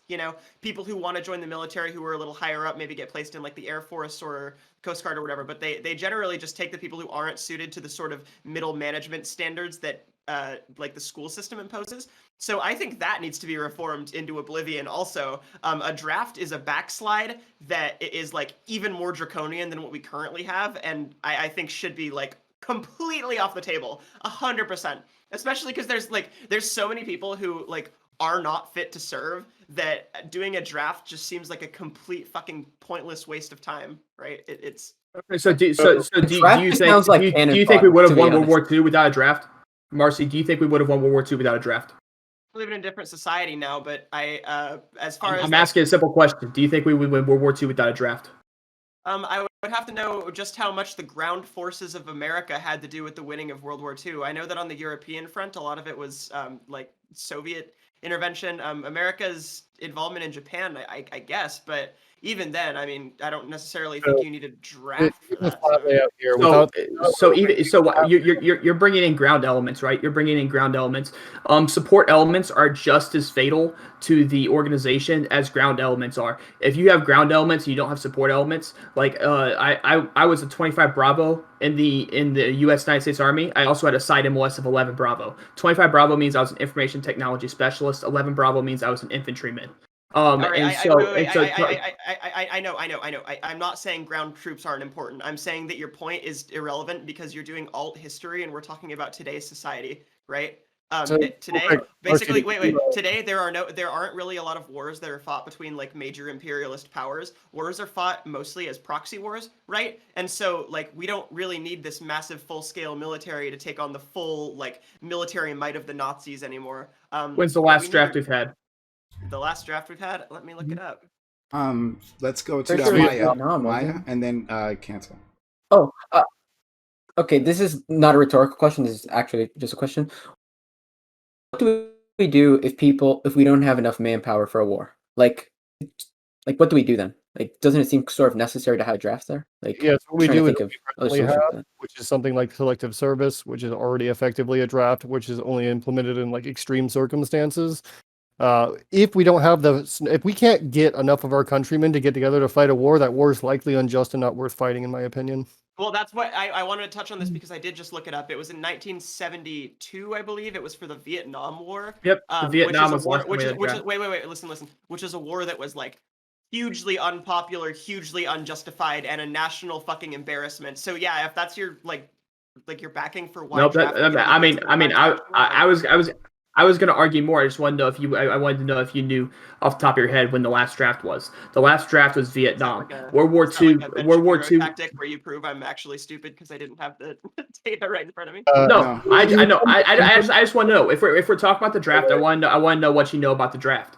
And so, with that being said, World War II arguably wouldn't have been won had we not had a draft. We didn't have enough military personnel that would have been able to go over to Europe and be able to help Europe out while having enough military personnel stay somewhat stateside and protect our borders at the same time. Because that was something that was something different about America in World War II is we had to stay back a little bit and protect our borders as well because of Japan. But also to add on to all of that, the only time the draft was implemented was when we didn't have enough people to sustain whatever conflict we were in. The Vietnam War could be argued to be a bad war or a unjust war, considering the South Vietnamese didn't want us there.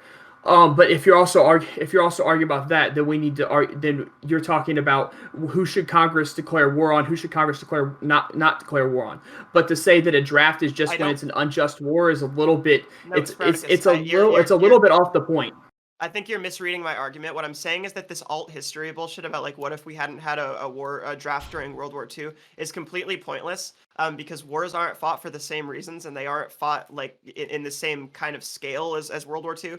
The Vietnam War, it's not a could be argued situation. It was a national embarrassment. We not only lost, but we spent a shit ton of fucking money on a thing that was ultimately meaningless, literally just a dick measuring contest with the fucking Soviets, right? So like when you draft people, so you're arguing that Nazi Germany. You're saying that there's no chance of another Nazi Germany. There's no chance of another authoritarian regime taking over and doing this kind of stuff. Christ, there's a chance of another Nazi Germany, but now all of the fucking imperialist superpowers have nukes, chemical weapons, and a bunch of other shit that if they were at like Nazi Germany scale, they would immediately just like rain down hellfire. All right, some of these fucking like I don't think Hitler would have been particularly like cognizant of mutually assured destruction considering they were like working on the fucking nuclear bomb. So in that scenario, a draft doesn't matter anyway because massive imperialist powers going to war now does not happen because of mutually assured destruction, right? We fight proxy wars via like fucking proxy states and buffer states and shit like that. Like nobody fights these superpower wars anymore. If we went to war with Russia or China, what do you think would happen? Do you think we would have I don't think combat?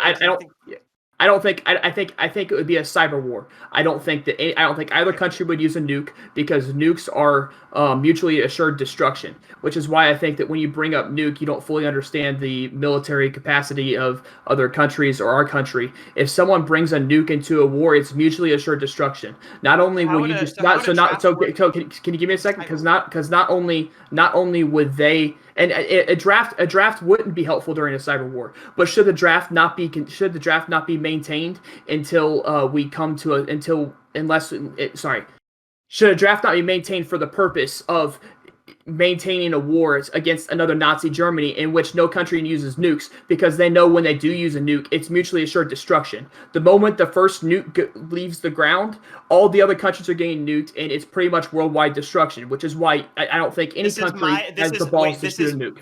This is my argument. I'm saying since no country has the balls to shoot a nuke, and all of the big, giant countries with massive imperialist potential have nukes, we are not going to experience another war like World War II, all right? And if we did, it would be the war to literally end all life, okay? That's not, like, going to happen. I get that there's this, like, fringe possible, like, 0.1% chance or whatever that it might, but, like, for you to act like this is some, like, massive... And even then, like, I don't know what we're fucking arguing about, because Cancel brought it back to us arguing about the draft, which I like, because that's a thing that, like, I actually think is worth debating, and not, like, whether or not women should be included in the draft. But, like, Sprouticus, like, it's just so hard because you're comparing the society of the 1930s and 40s to the society of today in ways that just aren't like valid. Like we fucking. How is that not valid? Because countries won't sign themselves up to be destroyed. Iran will not shoot a nuke off to sign themselves to be destroyed. Iran knows that we would take. Jesus, Iran knows that we would. No, they're not going to shoot a nuke, and that's why there's never going to be a okay, war. So if there was a war, and not all the superpowers are on the same side, not all the nuclear powers are on the same side, then the nuclear power on the other side is not going to do mutually assured destruction. So therefore, it would probably be a mix of cyber warfare and ground troops, and probably drones and a lot of other stuff. And depending on how far we are out from here, we could also talk about better technology over here. No, I'm not. I'm not defeating my own argument because it wouldn't only be air warfare. You think keep the army around for nothing? Like, is that really what you think is to keep ground troops down for nothing? But we aren't living in a shortage of 18 to 35-year-olds following another world war. Like, people join the military all the time. We have a fully stocked military. We have no need for a fucking draft reinstation. I've already made my defense of, like, hey, we don't need a draft, right? But I do have a question for you. Who do you think fights in the proxy wars besides ground troops?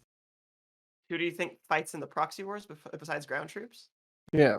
Because you're arguing, hey, we're not gonna have a big old war like World War II because nuclear mutually assured destruction, so it's gonna be. Do you think I'm saying that ground troops are irrelevant and not to be taken into consideration? That is how it read to me. That's why I'm honestly. That is what you're saying.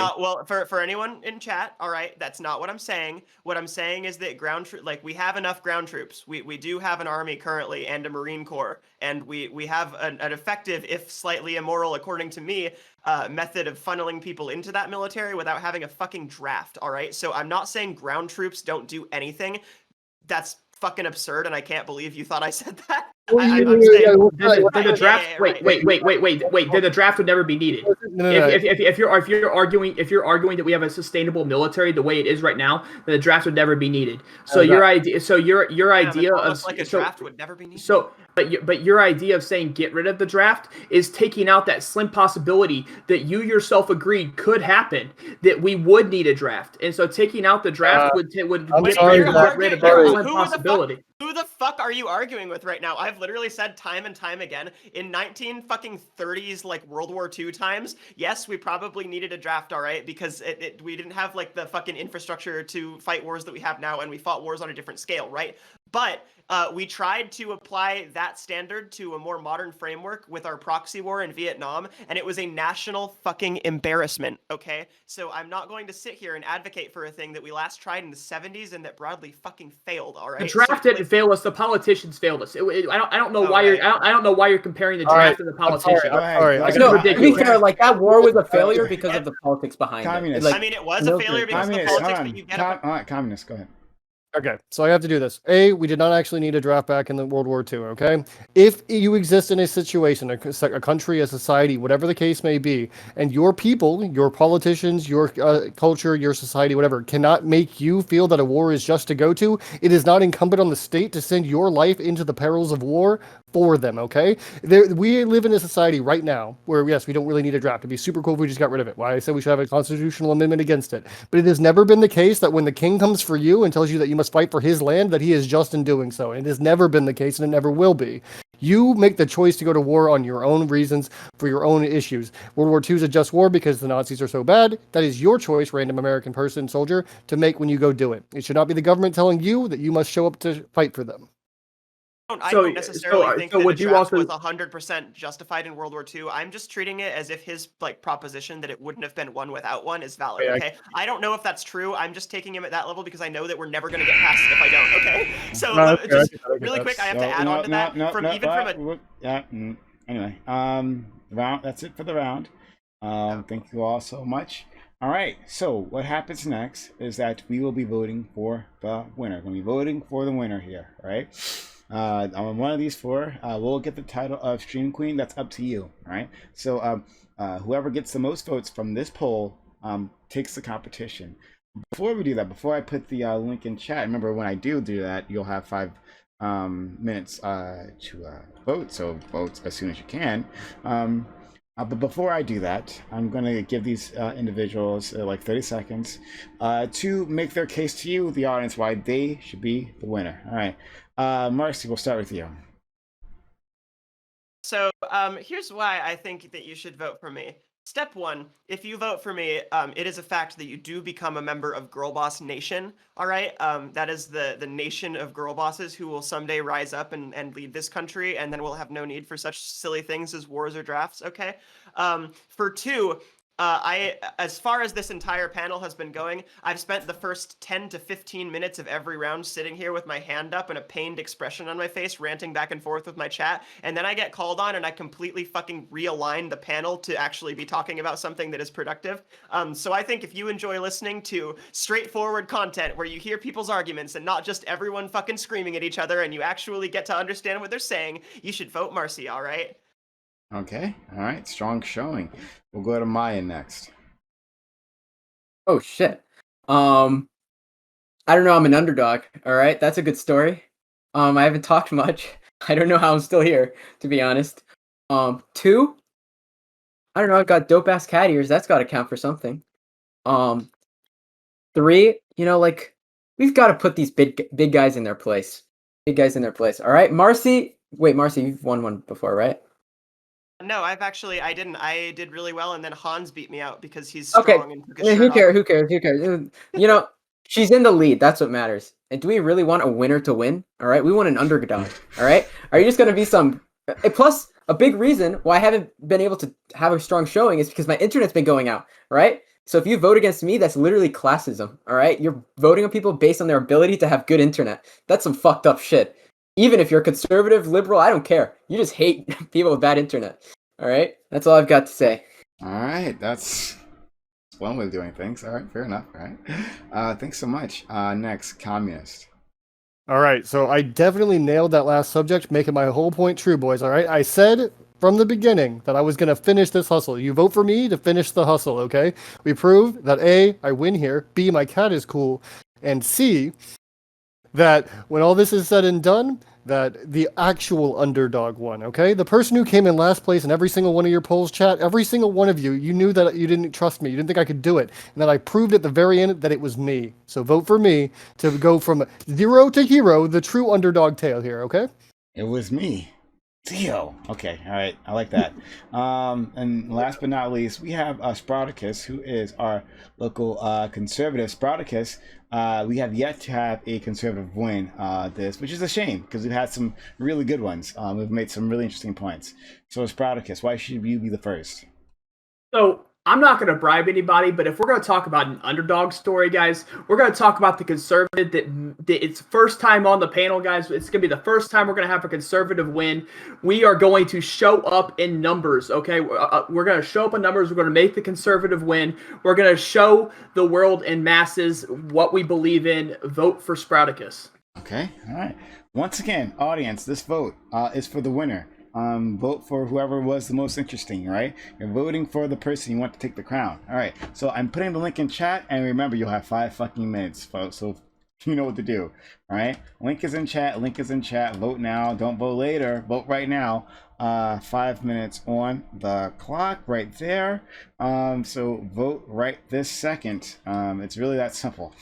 But people seem it seems to be very complicated for some individuals to do that. All right, vote right now. If you're just finding us, again, hit that follow button. You haven't done so before. We give you content 6 days a week. We don't have a game show 6 days a week, but we do other stuff. And we hope for you to be around. After this, the content does not end. We're not done after this, right? We're going on to our open walk-on panel where honest members like you, yes, you sitting at home, I'm talking to you. You can be a part of this, right? You can jump on, give your opinions on the things that we'll be talking about, and we'd love to have you. All right, so the content does not end. We have plenty more coming your way. No need to go anywhere. But right now, while you're waiting for the next batch of content to come through, finish up here. Vote. Once again, I'm putting the link in chat. The link is in chat. Don't waste it. You have 4 minutes left. 4 minutes left. Vote for the winner, the person who will take the crown. Who will it be? All right, you guys can talk. Hey, Zach. Hey, listen, they voted. We voted for a little underdog in 2016, in contrast to a powerful and established woman. And look what fucking happened. All right, vote your conscience, people. Wait. Are you calling? We voted an underdog 2008, and we got Obama. And he was pretty alright. And I like how as soon as I drop that, the entire chat turns into the fucking CDI Zelda shopkeep going. Whoa. Yeah, because Hillary Clinton was not a smart candidate. It was not a smart candidate. I will not accept being compared to Trump. Okay, I voted against his ass twice. All right, I'm not one of these fake lefties out there who's like, "Ooh, I voted for Trump. I voted against Trump in 2020 for the first time." Nah, fuck that. Okay, I am not your Trump. I'm a Joe Biden type, okay? I've been here for fucking ages. Based Hillary Biden voter, all right? I'm a based Hillary Biden voter. Yeah, me too, all right? That's what I'm saying. All right, been here for fucking ages. Vote for the conservative. Come on. Let's have a conservative win once. You're the underdog here. You were coming in second place like half the fucking rounds, all right? I don't care that you're conservative. You were clearly dominating, all right? What do you want from me? Okay. Yeah. You got this, chat. Come on. All right. Yeah, Thanks, make chat. the right You're the decision. sweetest, all right? Just vote against Marcy. That's the right decision. Marcy, remember this. Okay, if Marcy. you're ever on a panel with you have a chance to make an elimination. You saw that, right? You were you were benevolent enough not to eliminate Maya, but as soon as they get the chance, they turn against you. Isn't that interesting? What do you have to say to that, It's Marcy? interesting, yeah. I have to say it's pretty interesting, and it kind of reminds me of that scene in The Lion King where the fucking Chad lion falls to his death because the other lion was jealous. But the difference is I'm not going to fall to my death, all right? Because I'm like if Mufasa had wings and it was a fucking girl boss trans lion, okay? So fucking, that's, all right? So that's where we're at right now. You're going to get fed to the hyenas within the first fucking act of the movie, Maya, okay? Marcy, the lionesses do all the hunting, so clearly it's fair. Girl boss. I've got them eyes, all right? I am a Leo. It's true. I also know my astrological sign because Mine's up. estrogen. Oh my goodness. He believes in astrology. That's dumb. Don't vote for her. Vote for mine. Oh my goodness. Astrology. I just say it comparable, sometimes okay? to feel like one of the good ones. It's hilarious. It's hilarious. People use astrology. It's like, oh, I ran over the curb and hit a person. I'm such an Aquarius. Like, hey, I still liked my descriptor where I said to someone once recently, I'm like, hey, I'm a Sagittarius. I figured out that I had a cool sign, then I stopped giving a fuck. They're like, that's a very Sagittarius thing. And I was like, don't tell me that. What do you want? Don't tell me. A lot of these Nazis on Twitter seem like they're Geminis. Maybe we should instate some policy about bugging the computers of Geminis. I'm just kidding. Sorry. Uh, This is the consequence of electing a girl boss president. All right. So everyone, Yeah. once again, this is your final chance, final countdown. All right. Link is in chat. All right. You have 30 seconds. 30 seconds left on the clock to get that vote, and do it now. If you lose this opportunity, whose fault that be? That'll be your fault, not my fault. So if the Vote for person the you want conservative. wins because you were late, that's your problem, not my problem. There's always complaints afterwards. Well, on my screen it says the other person's in first place. Well, I don't know. It's when I refresh, not when you refresh. So you should have hurried up and gotten the vote. So these are the final seconds. I hope you voted. Because if you did not, I don't give a shit. Okay. All right. Looks like we are done. Going to refresh the page. Oh shit. I am sorry. Damn it. Copper Mine Coas. Thank you for getting $50. Holy shit! I totally missed that. Everybody donate while you're waiting for results. Damn. Oh that would have been great. Donate while you're waiting for the results. Thank you for the. My cat decided that it was after this was all done that he'd show up to give me some support. All right. Yeah. Clearly could have won. No, yeah, could have been very useful. So any which way, we are putting on the scary elimination music, right? At the same time, we're turning this one off. Okay. Here we go. Taking a look as to when I refresh, not when you refresh, or I don't care. All right. So we'll start from the bottom. That is communists. Sorry, communists weren't able to actually break from that position, but hey, you got all the way here. That's amazing.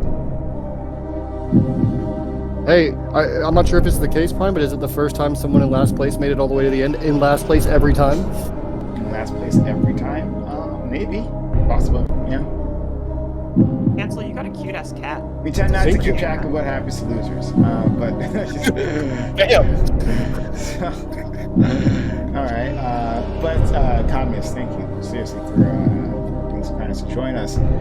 Next, the next person would be Maya. Maya, you made it all this way. Good work competing. Thank you for being around. Yeah. Okay, great. Moving thank on. Sorry, what? Are you gonna say something? Oh, was I supposed to say something? Yeah. Okay. If you don't want to say anything, that's fine. All right, Sproticus. You are the next person. You are in second place, meaning Marcy. Marcy is the winner. Marcy. He's a good Hell competitor. yeah. Usually this is not the case. For instance, Destiny was here way back when, in the beginning. He obviously has a massive following. He lost, like he won all the other rounds, and we had more rounds back then. He lost to Bastiat in the final round. So yeah, it happens. But Marcy really broke that. She's dominated through and through, and is your winner, Marcy. Marcy, take a bow.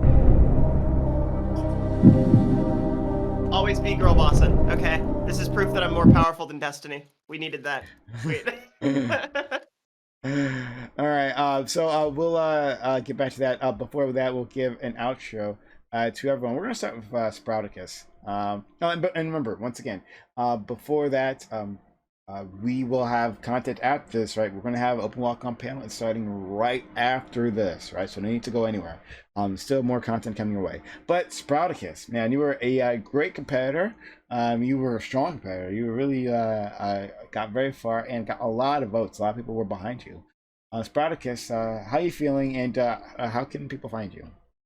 I feel really good. Honestly, I've been on Twitch since January, so I'm the newbie here as well. So I'm feeling really good. I feel like I had a lot of support behind me. Not enough support to get Marcy this time, but don't you worry, I'll be back, and we'll come in numbers. You can find me at twitch.tv/thesproutacus. Again, it's thesproutacus. I will be having the show later on tonight, just continuing this. So if you guys want to come listen to me and come follow me, then feel free. Thanks so much. Next, we will go to Cancel the Communist. Cancel the Communist. Where can people find you?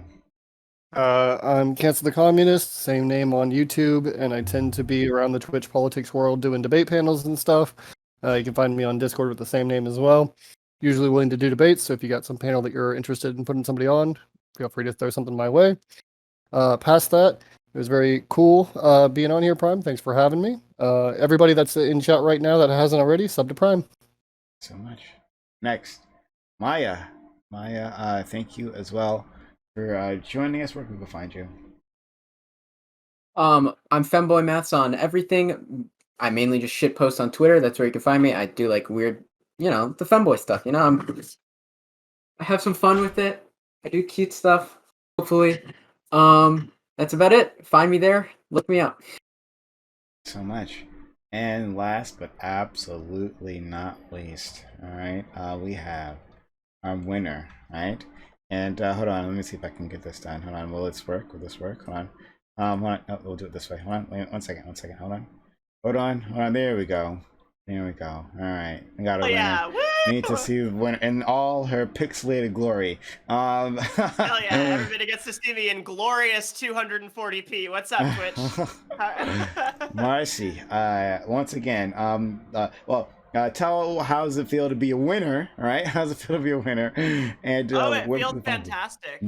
Feels fantastic. I had a brief taste of this the other day against resident conservative Rob Noor, but I gotta say, when it's against people you love, the victory is even more painstakingly sweet.